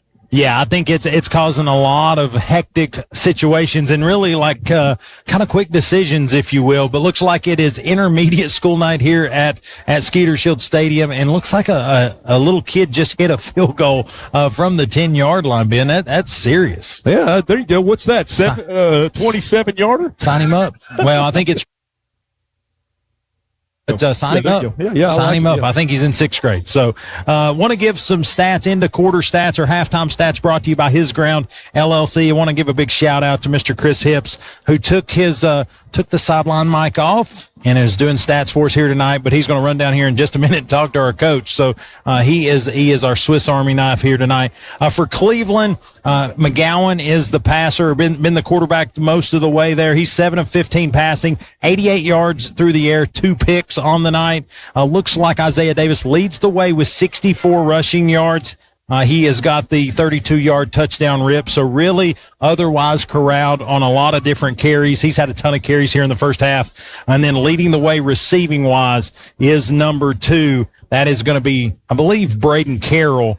Yes, that's going to be Braden Carroll, the leading receiver, 51 yards on the night. And again, a lot of those coming off big chunk plays there in that second quarter. But Ben, just really, really good night defensively. I thought there was some situations where they were putting in plus territory or really backed up in their own territory. Rebel defense didn't flinch. Well, you talked about it. There's so many inconsistencies. We saw a flex formation. We saw a wildcat formation. We see the pistol. We see the quarterback moving multiple players. And we've gotten called in pre-snap penalties because the H-back and the tight end are moving at various times, causing us to come off sides. It's just a lot of, and Coach Hunt talked about it, there's a lot of variation and a lot of diversity in this offense. We even saw the Philly special at one time.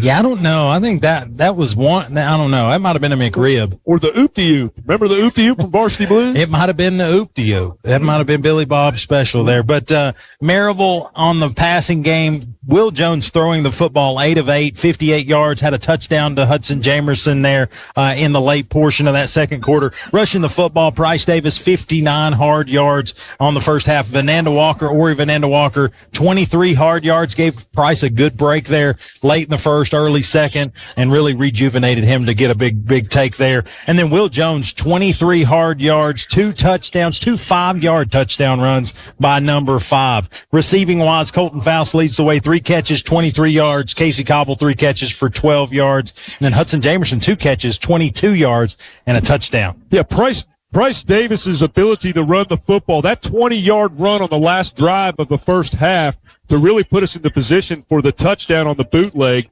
Price cuts over towards Alex Boyd's side, bounces off 2 defenders, and marches his way down into scoring position.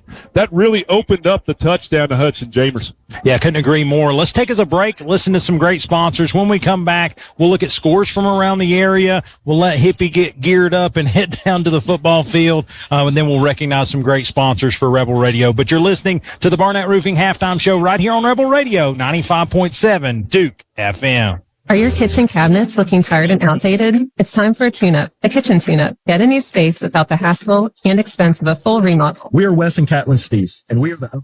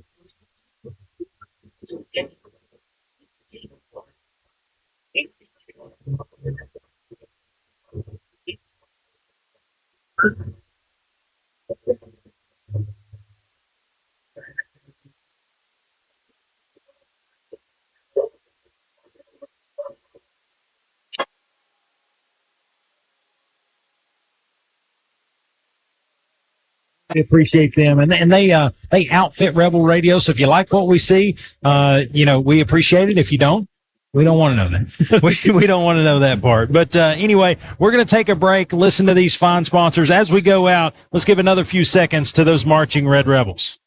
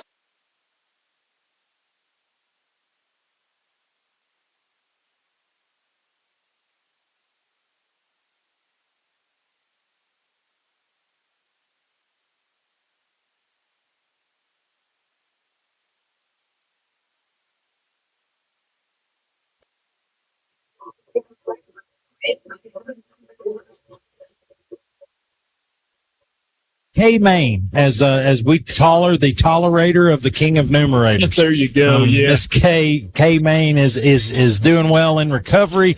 She's going to stay overnight, but ultimately is going to be good as new here in just a few short weeks. So Miss K, Mr. Ken, we're in good hands here. Chris Hippie's doing a good job. I don't know if we can read any of it, but he's doing a great job, and we're going to be excited to see you next Friday night. Yeah, Miss K and Mr. Ken Main, your family to us. We are glad you are doing okay and love you guys.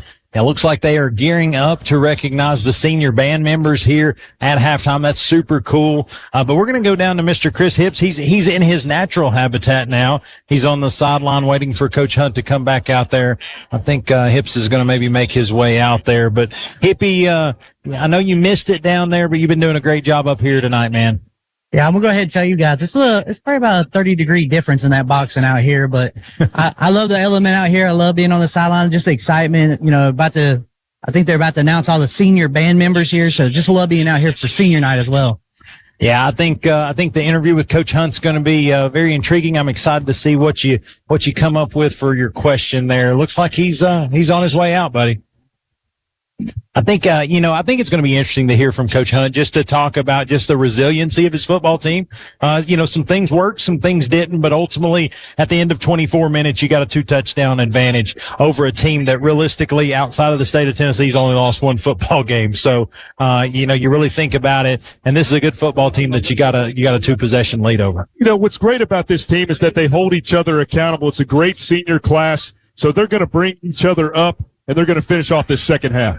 Yeah, I couldn't agree more. I'm trying to count out there. 1, 2, 3, 4, 5, 6, 7, 8, 9, 10, 11, 12, 13 senior band members out there. I wish I had more information. I can't seem to find kind of the reading information that I can give those names out. But I can tell you from these 13 seniors and the rest of the band, they put on a heck of a show here at senior night for the Rebel faithful. A really good contingency here in the home stands. A good bit of Cleveland fans made the trip in cold weather, but ultimately really excited there. Yeah, and as you're aware, being in the band isn't a part-time gig. It's year-round. You have to practice throughout the year. You go on camps, competitions.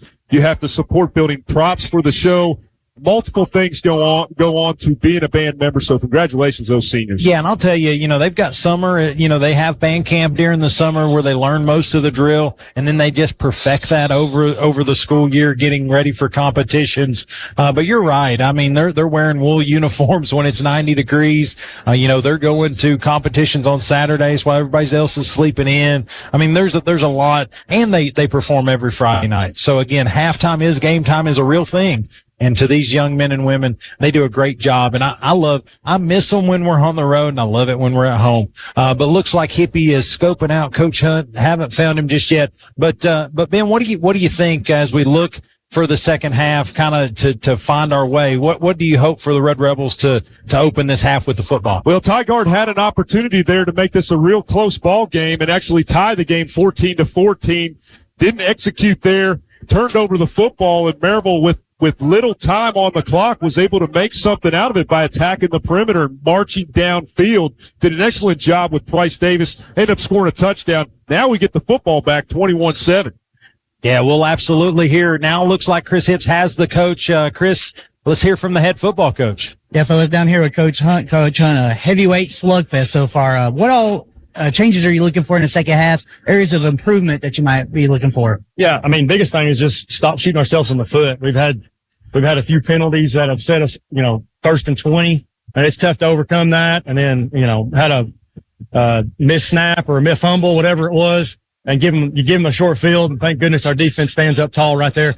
Obviously that fake punt was huge, and keep the momentum and go down and score. We get come away with points. Good. Thank you so much, Coach. And a great interview with Coach Derek Hunt. Again, looking forward. He talks about a few of the miscues, but ultimately that you can't go back and get those, Ben. He's looking to the second half, get the football, get some points, get it rolling. Always keeps that expectation right there. He says, look, I expect you to execute and perfect each play. Back to the huddle, execute. Continue to build on the previous play. So love the interview with Coach there. Yeah, he's doing a great job just keeping the emotions in check. I think early on, Cleveland came down here very, I don't want to say reckless, but I feel like they were with reckless abandon. They had nothing to lose. Nobody expected them to win. And I feel like they came in here with just a full head of steam and really early on had some success that we weren't expecting. I'm not going to lie there, but I think, righted the ship, kind of put the buoys out, and ultimately the Red Rebels settled in and got back on their way, broke the seal, got 2-touchdown lead, and then they entered and they got that break. Thank you.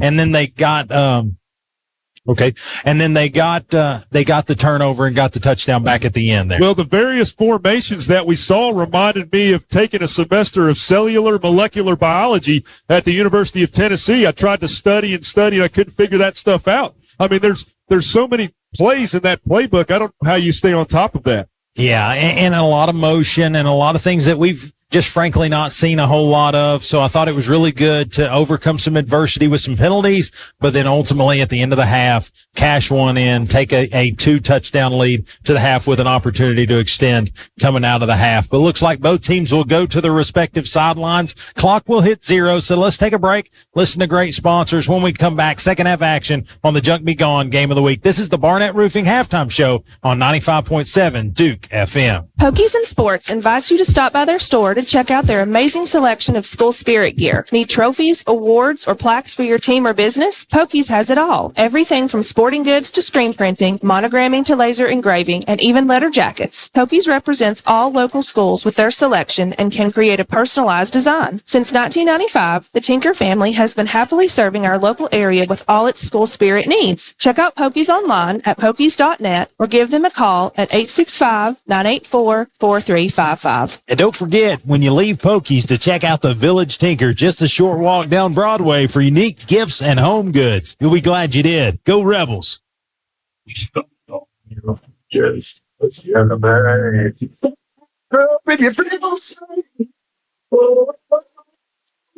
And welcome back to second half action. Junk Be Gone Game of the Week on Rebel Radio 95.7 Duke FM. I'm Wayne Kaiser alongside Ben Metz. Want to give a shout out to some listeners and some comments from the week. Miss Phyllis, which is Britton Barrett's grandmother, she said she listens in. And if you're listening, Miss Phyllis, he's having a great night. Senior night's going well for big number 6. Fred Pickens, always a listener and always likes our stuff. Rachel Vananda Walker, Donnie Walker, Ori's parents there. I want to give them a shout out. They're always great supporters of Rebel Radio. Miss Anita Ricker and Jenny and Kelvin Olivet, always supporting us, liking our content, sharing it. So appreciate them always. Appreciate all the faithful as we go yo-ho to the Red Rebel here in the second half. Yeah, excited. Looks like Cleveland still in that bunch. Doesn't want to necessarily show how they're approaching this second half kick. Again, you never can take the onside kick off the table for Coach Tygard and his bunch. Really, any trick plays in the cards. But looks like they will approach with Bolana, and he is going to kick that one away, and it's going to be kind of a squibber, and Colton Faust going to take it at the 5. He's going to get across the 10, cross the 15, little shaky leg, going to get across the 20 and get out to the 25-yard line, and that's where the Rebels will take over 1st and 10. Just a tumbler down near the goal line, marches his way up the right hash there, tackle made by number 5, Reggie Hubbard. Yeah, Will Jones and company will work this thing left to right on Jim Renfro Field, or if you need reference, they're going towards Cedar Street to start the second half. No wind here at Skeeter Shield Stadium all night. Flag straight down. And again, Rebels at work here to open the second half. Got 1, 2, 3, 4, 5, 6, 7 guys in the tackle box. I have 2 receivers to the left, 1 to the right, a little stack set to that left-hand side. Will Jones in shotgun takes the snap, hands to Price Davis. He's going to go to the left-hand side, get across the 30, 35, 40. He's going to truck a guy across the 45, and he's going to get out to midfield. It will be a huge gainer for Price Davis to the midfield stripe. Price Davis bounces like a jackrabbit at the 40-yard line, eventually gets knocked down by number 15, Trent Collins. 25-yard pickup there on first down, and the senior opens the second half with a big 25-yard rip. Just really dropped the hammer there at the 35-yard line to get up midfield. And they are going to check in some new receivers. Britton Barrett going to go to the high side from our view. 2 receivers to the right, 1 to the left. Again, that little stack set will flip to the right side. Will Jones will have Price to his right hip pocket. He'll be in shotgun, takes that snap. He's going to hand to Price. Price going to try to dance a little bit forward, and it looks like he's going to lose about a yard on first down. It'll be 2nd and 11. Nothing going in the backfield. Number 69 on the edge gets back there, makes the tackle. And again, tackle to tackle. Cleveland has a lot of beef there. Number 69, 53, and 28. I'm going to say they tipped the scales a little bit.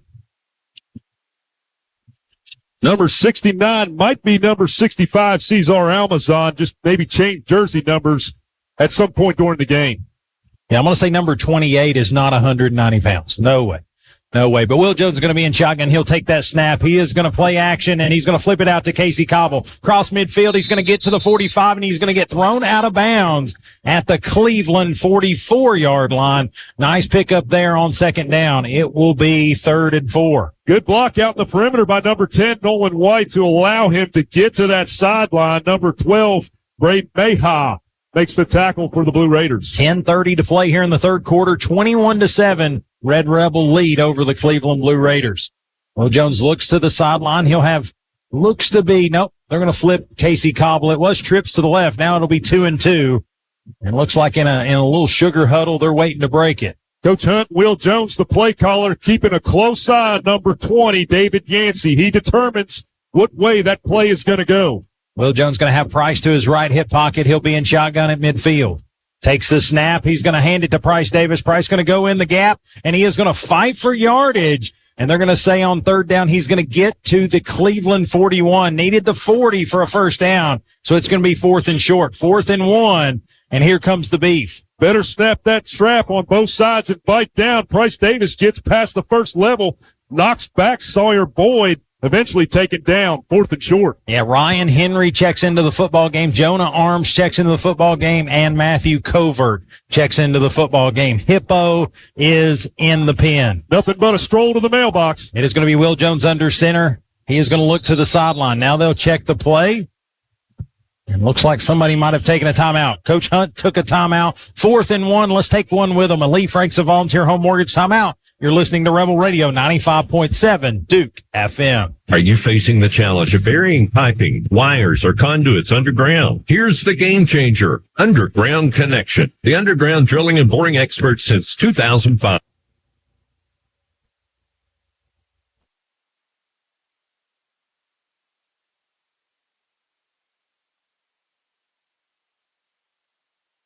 Including rock.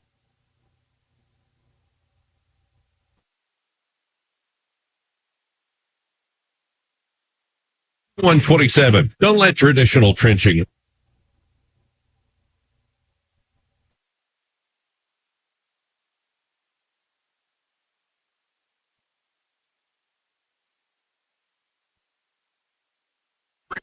We're WDKW, Maryville, Knoxville, 95.7 Duke FM, your home for Maryville Rebels football. Rolling, rolling, rolling, rolling, keep rolling, rolling, rolling, rolling. And quickly back to the line of scrimmage. They're going to hand it to Price Davis. He's going to get the first down and more. He's going to punch it out to the Cleveland 35-yard line. First down, Red Rebels. That's a Dwight Price of Realty Executives first down. Just tucks the ball, gets behind Matthew Covert, number 53. Alex Badman Boyd gets that push up front, first down. Price Davis. Yeah, huge run there, and Price was not going to be denied for one, and he snagged about 4 more on top of that one. Looks like he's going to check out for a play. Ori Vananda Walker will check in at running back. He'll be to Will Jones's right hip pocket. 2 receivers to the left, 1 to the right. Will look over the defense. He's going to take the shotgun snap, hands to Ori. He's going to cut left, and he's going to try to get upfield. Gets across the 30, cross the 25, and he is going to get another Dwight Price of Realty Executives first down to the Cleveland 23-yard line. Gets to the 30-yard line, then shows off that downhill running style up the hash mark, eventually chased and tackled by Sawyer Boyd. 12-yard pickup there by the junior, number 25. Sparing reps here for 25, but he's making the most of them. Yeah, what I like about him, you can tell he's uncomfortable going east to west. He loves going north to south. He is a drag car, I would say, to the least. Going to have 2 receivers to the right, 1 to the left. Looks like Ori will be straight behind Will Jones. Will Jones takes the shotgun snap, going to hand it to Ori again. Little stutter step. He's going to get north and south, and he is going to bust into the Boyd Firm red zone and down to the Cleveland 16-yard line. Number 33 gets credited for that tackle, Max Delatour. Ori had that tackle to beat and probably would have got down inside the 10 there. Yeah, and again, just a full head of steam when he got the football, so he was getting 3 whether they liked it or not. Well, I like that he pops into that gear there and just really drops the shoulder and can get extra yardage with his power. Yeah, 8:10 to go here in the third quarter, 21-7. Red Rebels lead. They're on offense inside the red zone. They're going to hand it to Ori again. Ori's going to go straight ahead forward. He'll get inside the 15-yard line down to the 14, so a 2-yard pickup there on second down. It'll be 3rd and 1. No stable ponies in this barn, only quarter horses and thoroughbreds. There is absolutely a lot of, let's just say a lot of galloping going on here tonight. Looks like they're going to check out. Had the beef in there. Now they're going to check it back out. And looks like Will Jones will look to the sideline. 7:44 left to go. 21-7. Red Rebel. Price Davis checks back into the football game. You do have Jonah Arms in there, kind of stacked up at tight end. I wouldn't be surprised if you don't see him run right behind 44. It is going to be Will Jones play action. No, Will's going to throw it out. Jamerson with the football. First down inside the Cleveland 10-yard line, down to the Cleveland 7-yard line. And that's another Dwight Price of Realty Executives first down. A little wrinkle there. Ty guard has to respect the pistol formation. Will Jones drops back. You think it's going to Price Davis. Jamerson rolls out. Man-to-man coverage between Jamerson, Trent Collins. Collins makes a tackle. Yeah, a little eye candy there on the right side of the formation. Made Ty guard believe that we were lead blocking for Price on that one. Again, gave him the breather, let him come back into the game, and then just a little play action. Everybody bid on the play action, and Jamerson out with the catch. Will Jones in shotgun takes the snap. He's going to hand to Price Davis. Price going to go straight ahead forward inside the 5-yard line, and they'll say down to the 3-yard line of Cleveland, and that'll be 2nd and goal from the 3. Max Delatour in on that tackle. Tough yardage there. 6:36 to play here in the third quarter. Rebels with a 2nd and goal opportunity, trying to extend it to a 3-score lead. Will Jones looking to the sideline, trying to get the play call from Coach Derek Hunt. Going to have a small huddle. He'll re-enter and deliver the play call. They'll break it.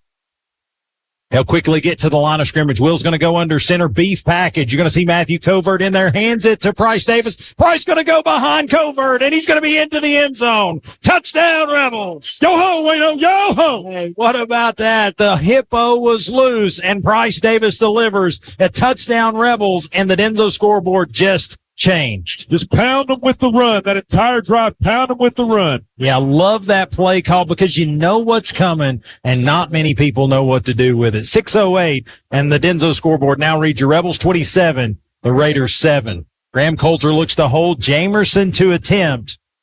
He will kick this one left to right.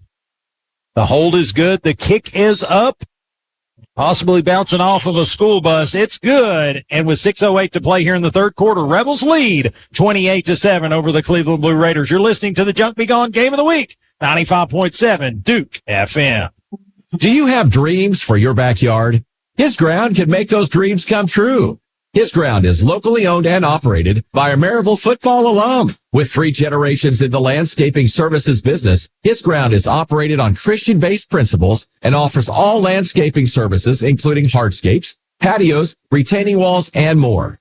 His Ground will turn your backyard dreams into reality. Visit hisground.com today. His Ground is a proud sponsor of Maryville High School athletics.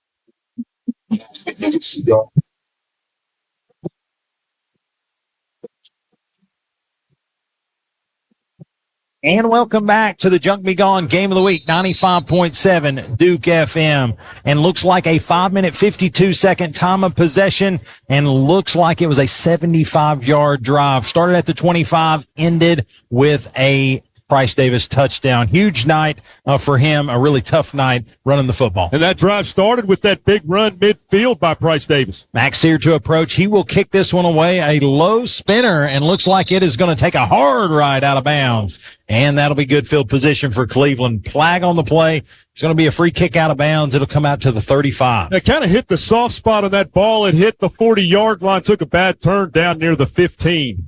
I think Max Sears said, he kicked that one, and it just said, I'm wanting to get to the sideline faster than you. So Cleveland will bring it out to their own 35. That'll be good field position for them to start. But again, a 3-score hole that they're looking to dig out of after an opening possession of the third quarter touchdown by the Red Rebels. They did achieve the daily double, ended the first half with a score, opened with another. Yep. Quickly on defense, kind of usual suspects. You're going to see Zach Hampel at the nose. It's going to be Jonah Arms and Ryan Henry up front. It looks like I'm trying to see the quarterback number. I think that's 16. That is going to be the backup quarterback. He's going to be in to start the second half, and he's going to hand off on first down. Not much doing It will be 2nd and 8. Great gap execution there by Matthew Covert, able to break down and get into the backfield, make the tackle for the Red Rebels. Chase Stevens with the reins here in the second half. He was the backup quarterback to open this one, but he'll be back in at quarterback here on 2nd down. Isaiah Davis in the backfield with him. He'll have 2 receivers to the left, 1 to the right. Isaiah Davis will stay to his right hip pocket. They'll put a man in motion left to right. He's going to look to take a shotgun snap. He'll hand it to Isaiah Davis. He's going to try to go right, and he is going to run right into a host of Red Rebels and be knocked back after a short gain. Yeah, punitive damage is awarded there by Matthew Covert. He gets in the backfield, makes a big tackle there for the Red Rebels.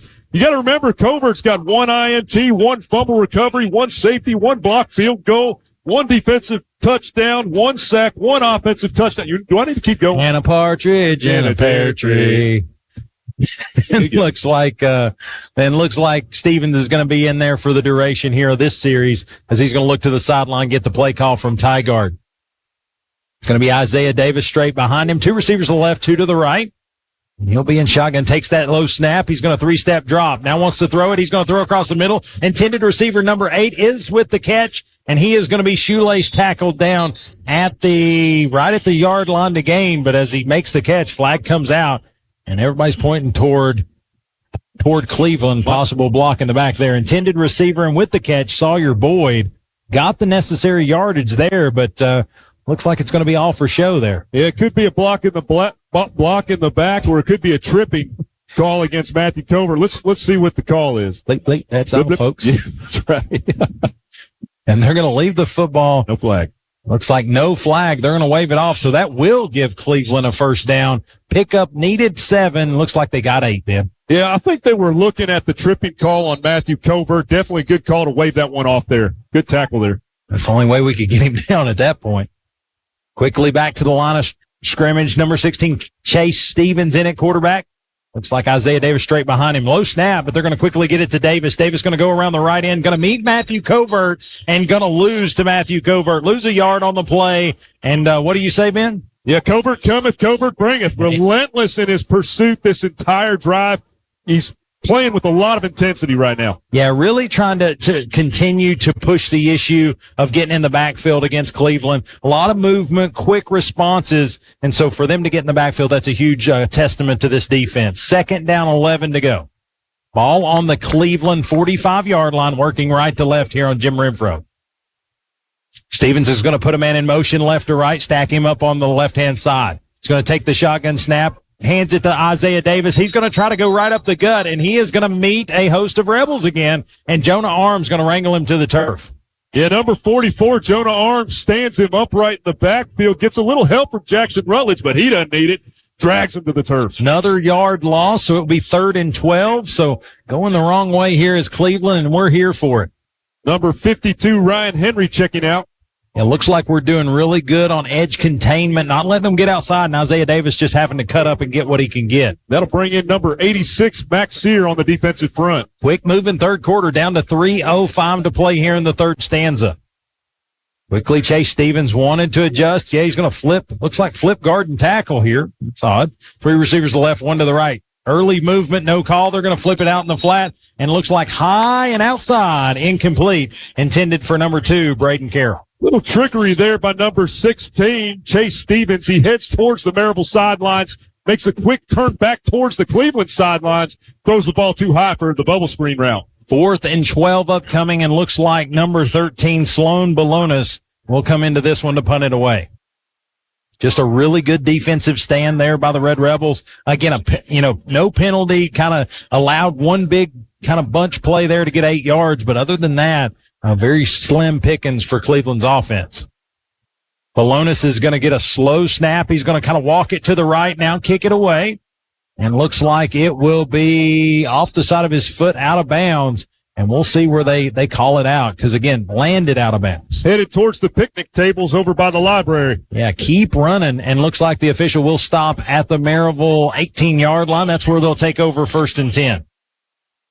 Check in the Red Rebel offense with 2:41 left to go. Yeah, another Delosier Auction Company defensive stop. So a huge stop there to get back on track.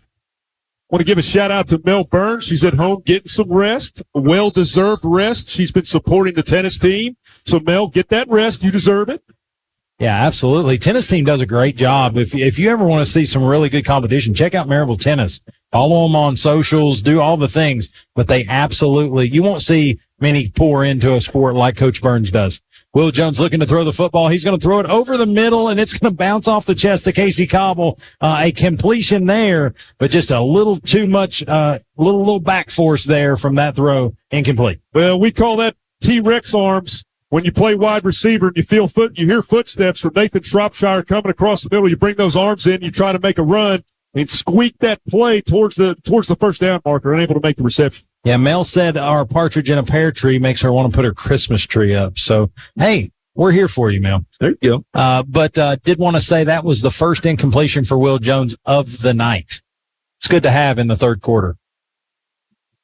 Will Jones in shotgun, 2 receivers to the left. Now he moves one into motion. Colton Faust. He's going to roll the pocket to the right. He's going to throw back left, and that is going to be Hudson Jamerson with a head of steam. He's going to get the first down and more. He's going to get across the 30-yard line out to the Rebel 33-yard line, and a Dwight Price of Realty Executives first down. Well, great job by Will Jones to debunk the safety, number 14, Nathan Shropshire. He pulls towards the Maryville sidelines. That opens up that perimeter. Eventually, number 17, Javon Trammell makes the tackle. Yeah, just a really good draw on the defense to the right-hand side, throwback left, made a really nice play. 15-yard pickup there by Hudson Jamerson.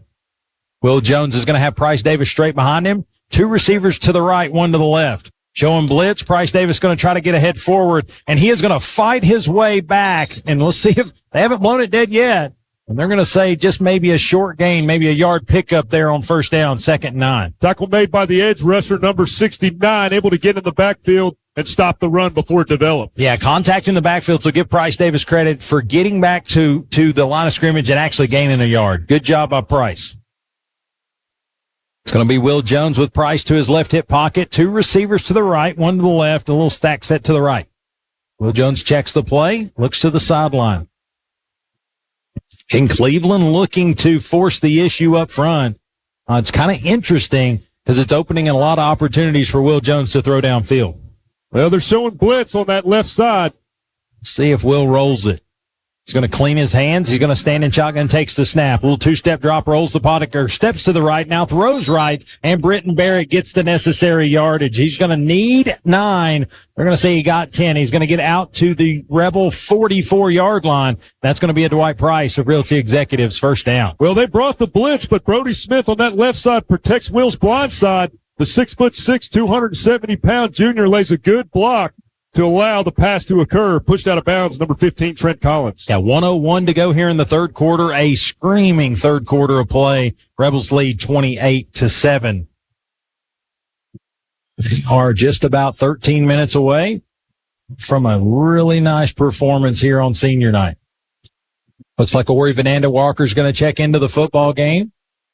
Will Jones going to put a man in motion behind him, takes the shotgun snap, looks to throw that way. Colton Faust with the football, and it is going to be just ahead of what he needed, and it's going to fall incomplete, Ben. Nice concept, just led him just too much. Yeah, it looked like the play was developing a little bit faster than what Colton Faust was prepared for it to make on the cut. So the ball was thrown just out in front of him. He does a really good job. Well-educated play there to continue with the football and jump on it in case it was a backward pass. Well, yeah, and you never know what the officials saw. So I think, yeah, you let it play out. You continue to play football.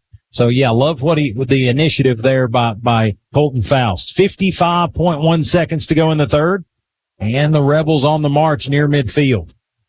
Going to be Will Jones with Ori to his right, trip right, 1 to the left. He's going to take the shotgun snap, looks to throw it. He's got him over the middle. That's going to be Casey Cobble into Cleveland territory, down to the Blue Raider 36-yard line. That's going to be a huge gainer and a first down on Dwight Price of Realty Executives first down. Had a tight window on that cover 2 formation, skinny post there. 24, Anthony Edens gets credit for the tackle for the Blue Raiders. Yeah, it's going to be a huge gainer for Casey Cobble and a fresh set of downs for the Red Rebels. Trips to the right, 1 to the left. Ori Vananda Walker in the backfield to the right hip pocket.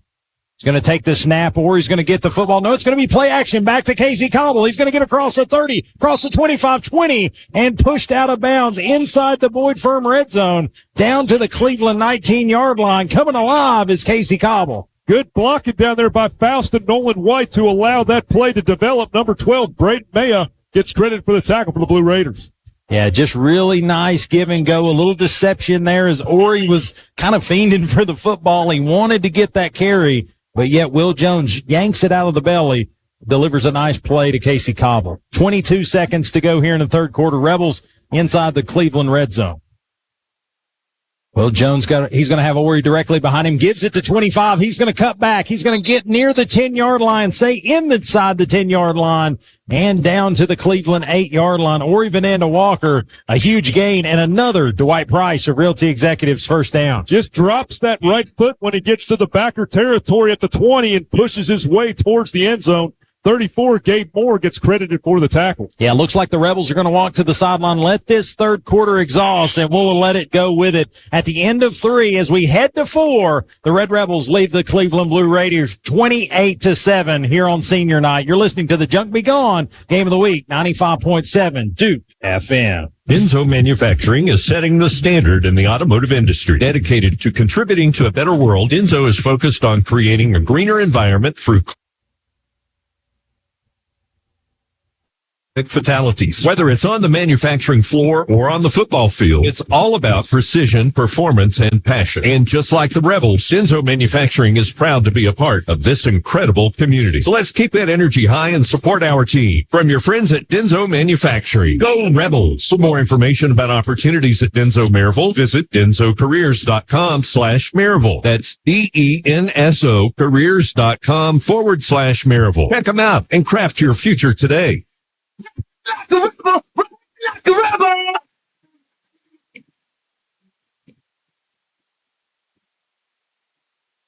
And welcome back to the Junk Be Gone Game of the Week, 95.7 Duke FM. Fourth quarter action. I'm Wayne Kaiser alongside Ben Metz. And Ben, another score here really, I think puts a dent in the will of Cleveland. Well, you're starting to see how well coached the Red Rebels are. Matthew Covert started this drive with his finishing off of that offensive front on the defensive series to force them to punt the football. And then on the opposite side of the ball, using a lot of variation on the run game with Ori Vananda Walker and company. And how about Will Jones making those little screen passes look just elementary? Oh, yeah. Will Jones is a gamer. I want to give a shout out to Coach Christian Burns. He has entered the press box. He is also, of his many talents, he's the voice of the Marching Red Rebels. Did a great job announcing the seniors here tonight. Like we talked about, Coach Burns, halftime is game time for those young men and women, and they do a great job every Friday night. Yeah, and he was just telling us how enthusiastic he is about Christmas upcoming and that he wants to get the Christmas tree out from the attic, this as early as possible. Well, that wasn't my idea.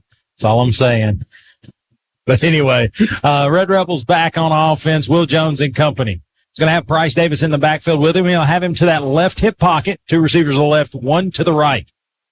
Jones going to look over the defense, cleans the hands, takes the shotgun snap, little token play action, rolls the pocket to the right. Now he's going to pull it down. He's going to call his own number inside the 5, and they're going to say down to the 3-yard line. I think he was down, guys. Let's see what they call. Are they going to say the ball was loose? They're going to say, the ball came out before his knee was down. Turnover. Cleveland's going to get the football on the Rebel 4-yard line. Like the play call, just took a big hit there.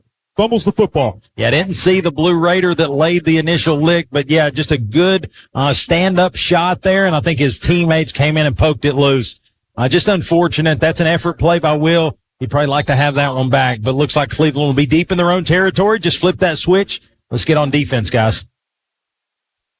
I see the quarterback that comes out here in the second half. Looks like it's Stevens' game. Number 16 going to be in there, Chase Stevens. He's going to take the shotgun snap from his own end zone, hands it to Isaiah Davis. He's going to be caught in the backfield, and he's going to lose a yard on the play. 1st and 10, turns 2nd and 11, and 11:40 to go. We're just trying to keep them hemmed up here. Well, ring-a-ding-ding. Jonah Arms just goes flying into the backfield to make that tackle for the Red Rebels. Yeah, looks like Cleveland here in this third quarter, in this second half, 10 total yards of offense. So defense, stingy is an understatement. Looks like they're going to flip out. It's going to be 2 receivers to the right, 2 to the left. Isaiah Davis will stand in the end zone with Chase Stevens. Going to take that shotgun snap, wants to throw it. Now he's going to, and it's going to be nearly picked off. I think initially deflected there by number 31. That's going to be Justin Prince. Dig route, multiple defenders in the area on the cut across the 15-yard line. 31, Justin Prince is going to get credited for that coverage and that pass breakout. Yeah, over there in the flat, I'm going to say the Rebels had 4-1 odds. 4 Red Rebels to 1 Blue Raider. Yeah, I told you the casino's open. 11:06 to go here in this football game. Rebels lead 28-7 over Cleveland. Cleveland with a 3rd and 11 from their own 3-yard line. Chase Stevens in the backfield. He'll take the shotgun snap, wants to throw immediately, quickly gets it out. He's going to get it out to number 2. That is going to be, trying to see that number. That's going to be number 2. It's going to be Braden Carroll. Needed 11 yards, and we're going to see how many they're going to give him. It looks like initially he's got the line to gain, but there is an injured Blue Raider out there, and looks like a lot of help coming his way. So, again, never like to see this with an injured player, so we're going to take a break. Wish the best for the young man. You're listening to Rebel Radio 95.7 Duke FM. If you have Price at the Dwight Price Group, Realty Executive Associates, he will help you with all your real estate needs. Remember, no one sells more. Call 865-888-SOLD.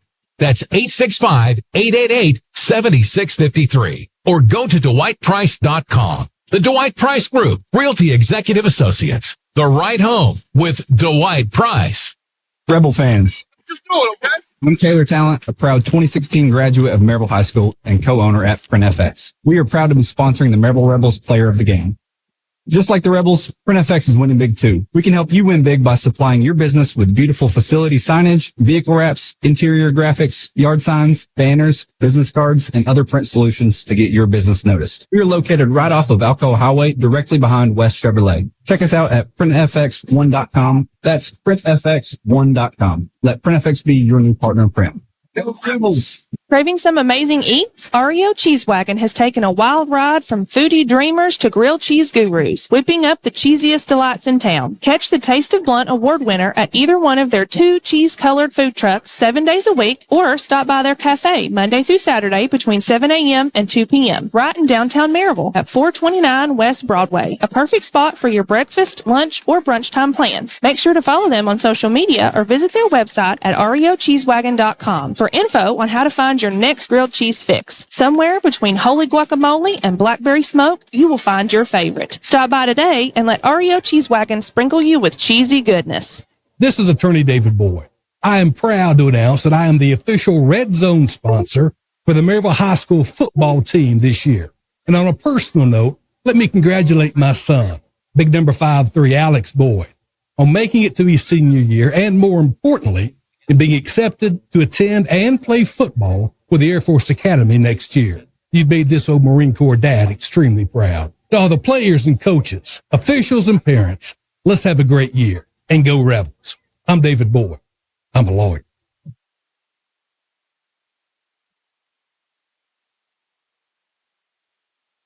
And welcome back to Skeeter Shields Stadium, Junk Me Gone Game of the Week, 95.7 Duke FM. Rebels lead 28-7, but that, at this moment, not necessarily the important thing. An injured Cleveland Blue Raider down on the field right now. It's number 8, Sawyer Boyd, a tight end, 6'2", 195 pounds.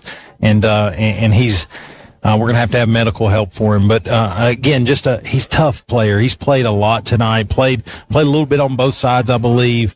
And Coach Tygard, speaks highly of what he's able to do. And it's just, you hate to see that. It's a physical game, and, as Coach says, you play it long enough, you'll have some injuries, but you never want to see an ambulance or a stretcher be involved. Yeah, I hope Sawyer's all right. Coming into this ball game, he had 24 solo tackles, 2 tackles for loss. Like you said, he was just a really exciting and flamboyant defensive football player, and continues to play good football. I wish him the best. And his teammates just really urging on the gurney here, just trying to do anything they can to help their teammate. It's a helpless feeling to have an injured teammate. So again, didn't want to just stay at break. Wanted to give everybody an update, but yeah, just a our prayers, our thoughts are with Sawyer Boyd. You never want to see this. This is not how football games have to end. So again, 10:57 to go in the fourth quarter, 28-7 lead for the Red Rebels. But an injured Blue Raider is going to stop play for now. We'll be right back. Inspired by the heart of Italy, experience the Taste of Blunt award-winning The Italian Apron, where culinary passion meets timeless tradition. The Italian Apron is your premier destination for authentic Italian meals and homemade pasta. From bustling farmers markets to serene storefront shopping, The Italian Apron will bring you close to Italy's rich heritage and vibrant culture. Explore the convenience of shopping online or immerse yourself in the authentic Italian marketplace experience at La Cucina, The Italian Apron Marketplace in Maryville at 331 Whitecrest Drive. Join the Italian Apron community on Facebook and Instagram today. Looking for appliances that have traditional elegance with contemporary performance? For over 10 years, Quinn Appliance has been Blount County's premier appliance destination, specializing in premium brands such as Sub-Zero Wolf, Monogram, and Miele, and they are the area's showcase GE dealer. Quinn Appliance offers turnkey installations of all the products they sell, including washers and dryers, refrigerators, and built-in appliances. Quinn Appliance, 160 South Calderwood Street in Alcoa, or browse the online showroom at QuinnAppliance.com. Your castle, your kitchen, your Quinn. It's football time in Tennessee. Hi, this is Laura Paul, and I'm cheering for David's Abbey Carpet and Floors, led by head coach David Hayes for 51 years. Hayes and players beat the competition with strategy on exceptional product selection and service. David's team is trained to take your next project down the field and across the goal line. The team has recruited an exceptional new store in Maryville. Score big for your home by visiting the new location in Maryville or stores in Farragut and Pigeon Forge. And go Rebels!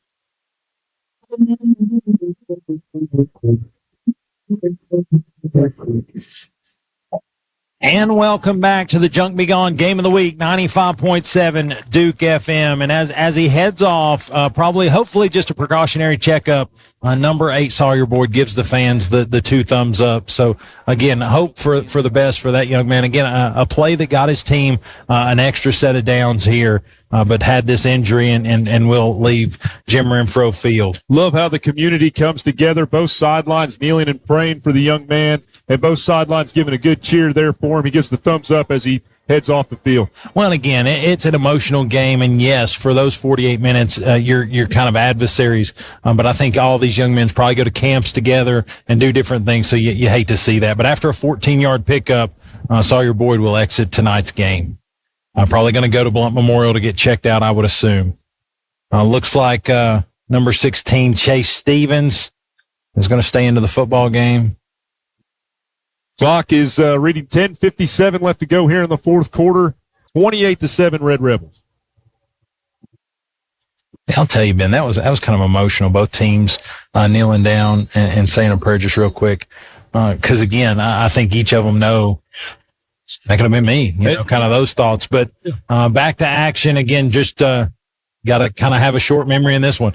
It's going to be Chase Stevens going to hand off. He's going to give it to Isaiah Davis. He's going to cut it up forward. He's going to run into the back judge, and he is going to pick up, looks like almost another first down. Let's see if they move the change. They will. They'll say he picked up 11, and it'll be another Cleveland first down. It'll be 1st and 10 from the Blue Raider 27-yard line. Got past the backers. Number 17, Andrew Smith, breaks down, makes the tackle for the Red Rebels. Looks like ball is set. They'll get back to the line of scrimmage. Clock not in Cleveland's favor here late. 3 scores, not insurmountable. They're going to have something good happen here quick. Looks like Kaysen McGowan's going to be back into this football game, and he's just going to uncork it long, intended for number 2, Braden Carroll, and it will fall incomplete, about 6 yards ahead of the intended receiver. Well, 28-7, it kind of reminds me of when we used to play backyard football. Mom yells it's supper time, and you got to do something, so you throw the ball as deep as you can, try to score as many points as you possibly can before you have to go home for supper. Yeah, the only difference here is the next one scores doesn't win. Yeah.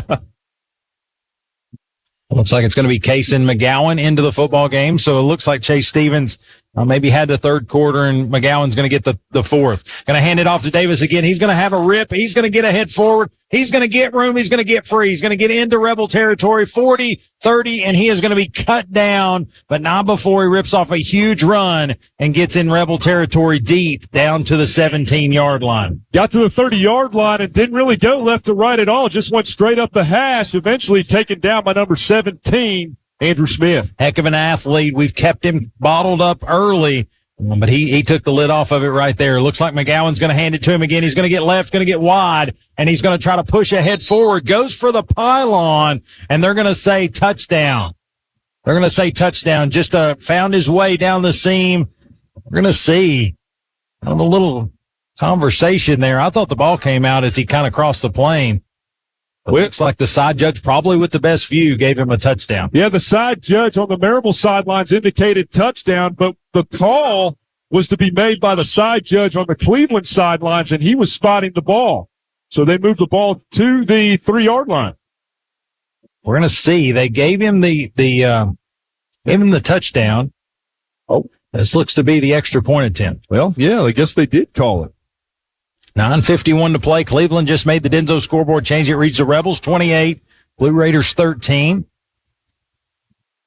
Looks like they're going to go for 2 here. Looks like Braden Carroll will be in Wildcat formation. Now he's going to do a little bubble pass, and looks like the catch is made by number 15. It's going to be Trent Collins. 2-point conversion successful, and the Blue Raiders cut the Rebel lead 28-15. That Wildcat play was effective against the Beard Bulldogs last week. Braden Carroll just does a little jump Tim Tebow pass over the top at the Maryville Rebels E in the end zone for a 2-point conversion. Yeah, a little jump pass successful, like you said. And with 9:51 to go, Rebels lead cut to 28-15. You're listening to Rebel Radio on the Junk Be Gone Game of the Week, 95.7 Duke FM. Locally owned Barnett Roofing, your hometown for 20 plus years, serving all of Maryville and surrounding areas. Certified as a GAF Elite Master Roofing Contractor, Barnett Roofing continues its reputation for attention to detail, fast service, and unmatched professionalism while offering you affordable roofing solutions. Call Barnett Roofing for free roof inspections, roof repairs, or to compare any quotes. Barnett Roofing, proudly serving their friends and family in Maryville and Blount County. The most affordable and dependable roofing company in the area, Barnett Roofing.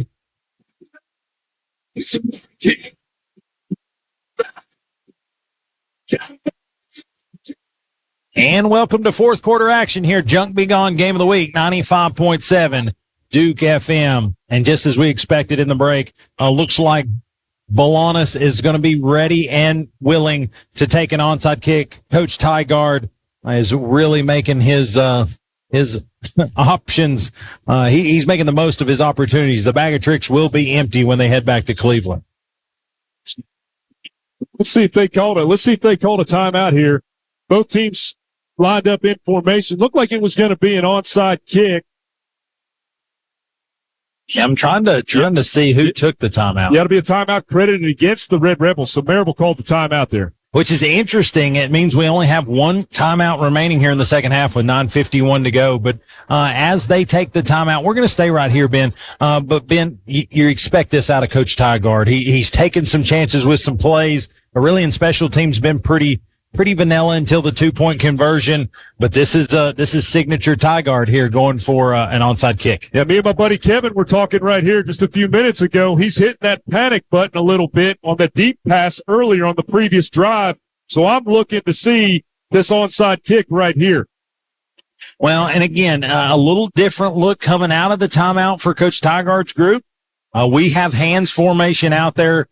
Basically 10 of the 11 within 5 yards of the 10-yard mark that it has to go. Blue Raiders do have 3 timeouts left. And it looks like it will be an onside kick. Hands team makes the catch. Colton Faust gets it at the midfield stripe, and checkmate for the Red Rebels on that attempt. Well, when you line up in that formation, you might as well put a shortstop over there, and Colton Faust plays both shortstop and football. So nice fielding ability there by Colton. Again, just a sure-handed catch, takes the football at the midfield stripe, gives Will Jones an opportunity to go down and get that lead back or add to that lead yet again with a short field, 50 yards to go. 9:46 to play in this football game. Will Jones looks back at Price Davis. to get the play call. Two receivers to the left, one to the right. Going to take the snap. He's going to play action. No hands to Bryce Davis. He's going to try to stutter step in the hole, and he's going to get down to the Blue Raider 49-yard line.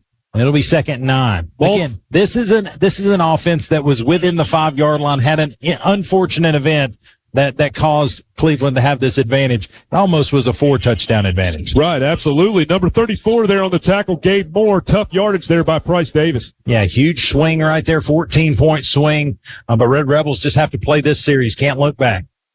Will Jones in shotgun, Price to his left hip pocket. He's going to take the low snap, hands it to Bryce Davis. He's going to go straight ahead forward inside the 45-yard line of Cleveland down to the 44. It'll be 3rd and 4 upcoming. Just getting right behind Henry Chambers at number 74. Well, that is Henry Chambers. Got behind 74. Henry Chambers eventually tackled there by Max Delatois. Great push there by Henry. Well, and good patience, honestly, to stay behind Chambers by Bryce Davis. Will Jones looks like some little, Jamerson's going to check out, and looks like Colton Faust will check in. So Britton Barrett, Colton Faust, Nolan White, and I'm going to get the number here. Looks like that may be Casey Cobble there in the slot. And it'll be Will Jones looking over the defense. Bryce Davis to his left hip. He's going to put Colton Faust in motion behind him, takes the snap. Now he's going to play action, flips it out in the flat to Colton Faust. He's going to spin move, and he is going to get down to the, going to give him forward progress to the Cleveland 43-yard line. It's going to be 4th and 3. No man's land. I think Coach Hunt wants to go here. Yeah, Nathan Shropshire gets around his blocker, number 16, Casey Cobble, to make that tackle. Puts us in a vicarious situation. Let's see what happens. And looks like, trying to see, so Bryce Davis stays in. Looks like Jamerson's going to come out to punt this one away. Again, I think defensively you've had a strong night. Yeah, you've allowed that touchdown there, makes it a double-digit score. But previous to that, just a one possession or a one score for Cleveland. So I think you play your defense here. Jamerson's going to get the high kick or high snap, kicks away. Nice punt end over end. And it is going to take a nice Red Rebel bounce. And it is going to be inside the 5-yard line, rolling. And it will be down at the 1-yard line. Hudson Jamerson has had himself a night here tonight, Ben. Beautiful punt. That's his third one inside the 20. Gets down inside the 5. That puts him in a shell, Wayno. Well, I think it puts a lot of pressure just to call a simple play that doesn't have a lot of razzle-dazzle, which may be the only thing Coach Tygart didn't bring to Skeeter Shield Stadium here tonight. Going to see very few players outside the tackle box on both sides of the ball on both formations. Well, I think Isaiah Davis or maybe their Wildcat quarterback is going to be who tries to push this one and get them out of their own backfield or their own end zone. And we'll see what they bring out. Cleveland, not in a big hurry, 7:18 to play in this football game. No, they'll just come to and get to the line of scrimmage. It looks like it will be Wildcat. That'll be number 2. And looks like Isaiah Davis is going to get it in the backfield, and he is going to kick it out the back of the end zone. And that's going to be a safety. Defense stands up and whoop in, turns them back. Eagerness to score is unmatched, Wayno. Hey, Isaiah Davis saw the defense coming before the ball got to him. He sees it spinning in the end zone and again, just got his feet tangled up, kicked it out of the back. Some laundry in the end zone. Let's see what the penalty is. It's going to be after the play, but it may be unsportsmanlike. We'll see who gets it. Coach Hunt's out near the numbers, beyond the numbers, trying to get an explanation. We're going to see. With 7:14 to go, all of this just came to a halt. Cleveland gets the ball on the 1-yard line. Ben, that's why you punt it down there, because it puts them in a bind to where everything has to work or you're going to get what happened. A bad snap, a kind of unconventional formation, and it kicked out of the back of the end zone. We'll see what the call is. Yeah, it definitely shortens the field, prevents a lot of opportunity and a lot of variation in your playbook. It is going to be a safety. But then after the play, unsportsmanlike against. It's definitely unsportsmanlike. I'm just trying to understand who it's against, but I'm assuming it's Maryville. Looks like it will be against the Red Rebels. It'll be applied on on the kickoff. It's like assessed against number 44, Jonah Arms. And again, I think sometimes when things are emotional like that, you cause a big turnaround. It's easy to say something or make a gesture that some of these officials don't like. We're going to see. Looks like it will be kind of assessed on this safety kickoff. So we're going to probably be backed up here, but it is a free kick back to us. What do you think? Onside kick here? I wouldn't. But it's not. I don't think it's out of the realm of possibility, honestly. It's all a miracle. So that where they kick from 20 safety. Okay. So the referees are lining the ball up. We're trying to get the appropriate field position for the penalty that was called. So both sides are lining up. Well, there is definite benefits to having Chris Hips in the box with me because he is teaching me some things. So by rule, a safety kick is typically from the 20-yard line because it goes back to the team that forced the safety. Well, because the penalty was against the Red Rebels, it will push Cleveland out and allow them to kick from the 35. So the 15-yard penalty will basically make a deeper field for the Red Rebels. Looks like a timeout, Cleveland. So with 7:14 to play in this football game, 30 by the Red Rebels and the Blue Raiders of Cleveland 15. You're listening to the Junk Be Gone Game of the Week on 95.7 Duke FM. Are your kids? Time for a tune-up, a kitchen tune-up. Get a new space without the hassle and expense of a full remodel. We are Wes and Catlin Steese, and we are the owners of Kitchen Tune-Up. At Kitchen Tune-Up, our skilled craftsmen breathe new life into your kitchen in days, not weeks. Whether it's new cabinet paint, cabinet refacing, or replacing your existing cabinets, Kitchen Tune-Up will get the job done, under budget and on time. Don't settle for outdated cabinets any longer. Transform your kitchen with Kitchen Tune-Up and fall in love with your space all over again. Call us today at 865-253-7805 or visit us at kitchentuneup.com.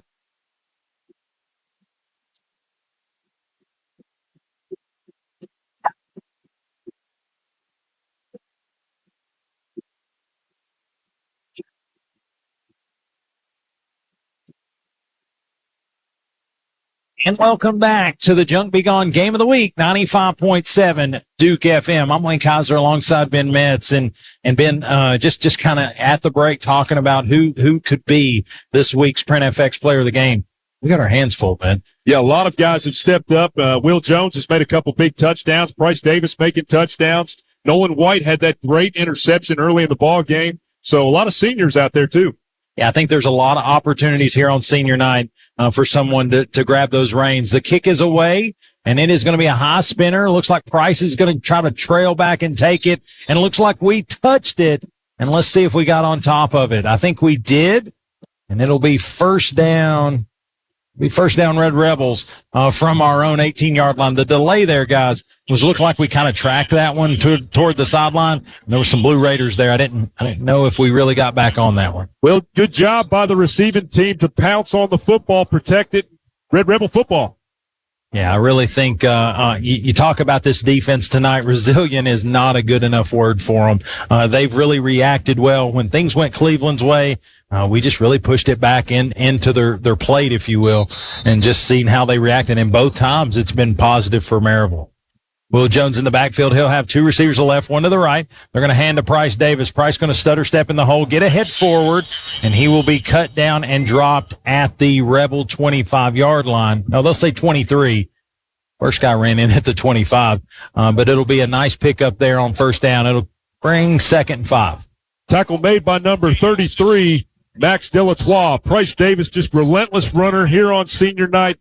Tied this individual game record for touchdowns with four rushing touchdowns against Beard Bulldogs 2 weeks ago. Just a couple weeks ago. 638, tied Uncle Potter. His uncle previously held the record. I guess still holds the record. It's just he holds it with his nephew now. Prior to that was Blondie Law. 8 touchdowns in a game. Yeah, when Ben was in elementary school, right? That's right.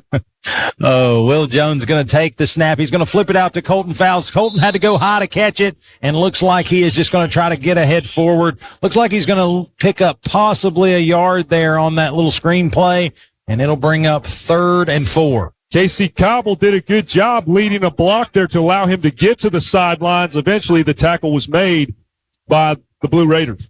Yeah, out of bounds there. Colton Faust does stop the clock. I think he's kind of getting told in this huddle, maybe stay in bounds.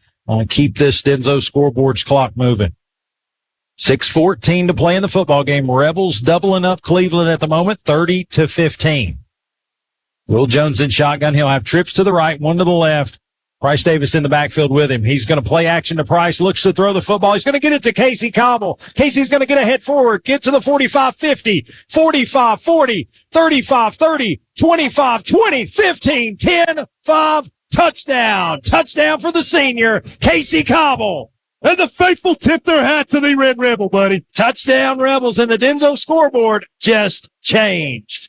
Casey Cobble, what a night on senior night. He's had some big catches, and that one rendered us a touchdown. The Denso scoreboard now reads with the 66-yard touchdown catch. Rebels 36, Blue Raiders 15. Hudson Jamerson on to attempt. Catches the ball right there around the 35 in their own territory, pushes his way towards the Maryville sidelines, cranks it in another gear. Big touchdown for the Red Rebels. Huge touchdown. Hudson Jamerson on to attempt.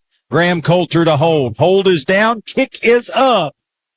And kick is good. And with 5:58 to go in the football game, Rebels 37 and the Blue Raiders 15. You're listening to the Junk Be Gone Game of the Week on 95.7 Duke FM. Delosier Realty Auction asks, now what? Faced with settling an estate or liquidating any type of property, now what? Here in East Tennessee, many people have turned to Delosier Realty and Auction. Delosier can have an auction for you with less stress and better results, all on your timetable. It's simple. Just give Delosier the keys and they'll come take care of the rest. Learn more at DelosierAuctions.com or call 865-681-7797. Delosier Realty and Auction in Maryville. Down, the sun comes up.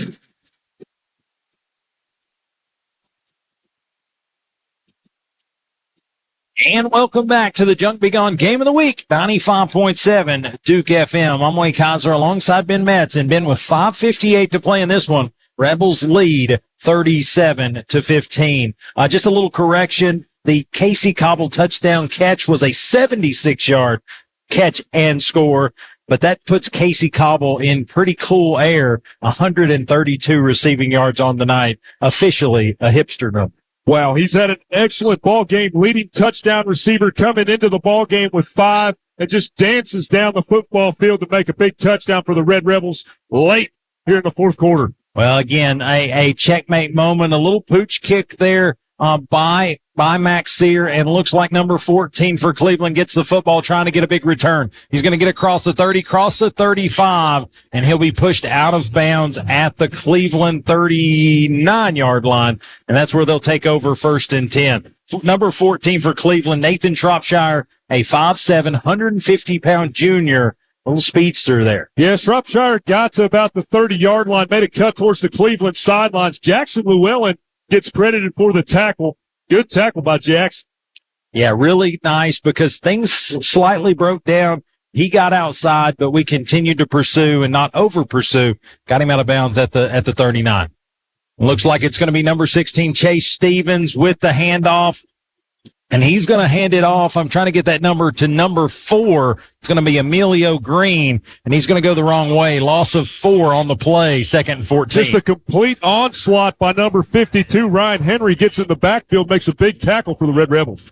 5:28 to play in this one. Cleveland with the football, a 2nd and 14 upcoming.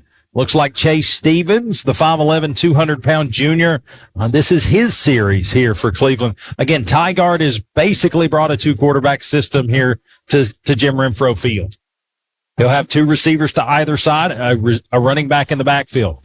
He's going to do a little flip play to number 5. He's going to try to get wide, get right, and he's going to get upfield, and he will meet and be dropped by, trying to see who got him, and really planted him. That's going to be number 52, Ryan Henry. Yeah, 52, Ryan Henry just seeks out that end around towards the right hash, breaks down, makes a nice tackle. He's going to come out now. They're going to bring him back here. A little pitch play to Reggie Hubbard III. Again, Reggie Hubbard has been a big impact player for the Blue Raiders. 5'7", 165-pound junior. So quickly, 3rd down and 10. So got back the lost yardage. No more. Pick up a 4 there on the last play. Looks like Chase Stevens will stay in shotgun. He'll have Green behind him, 2 receivers to either side. It's like we see a little motion. We're going to flip it out. He's going to look to throw left. He's going to get in and out of the hands of number 7, Sam Sarton, the intended receiver, but honestly was going to be a pickup of about 2 yards if the completion was made. Rebels really read that one well. Had man coverage out there in the perimeter. Number 2, Jackson Rutledge, executes his assignment perfectly, protects the Blue Raiders from getting the football there. 3:55 to play in this football game. Rebels lead 37-15, and really just a balancing act here in the first half. A lot of heavy punches by Cleveland. We weathered the storm late in the first half, got some scores that put some separation there. And then in the second half, defense, and then an explosion by Casey Cobble really has been the difference. It's going to be 4th down, 10 yards to go. Looks like they have conceded at this moment. Sloan Balonis to punt this one away from their own 39. 3:29 left to go here in the fourth quarter. 37-15 Red Rebels. Looks like a delay of game possibly against Cleveland. We'll back them up 5 yards, so it'll be 4th and 15. Balonis will settle in to punt this one away. He'll stand on his own 24-yard line, 23-yard line, looking to punt this one away. It's like we're just going to let him do it. Going to be a kind of a floater. He's going to step to the right, punt it away, a high spinner.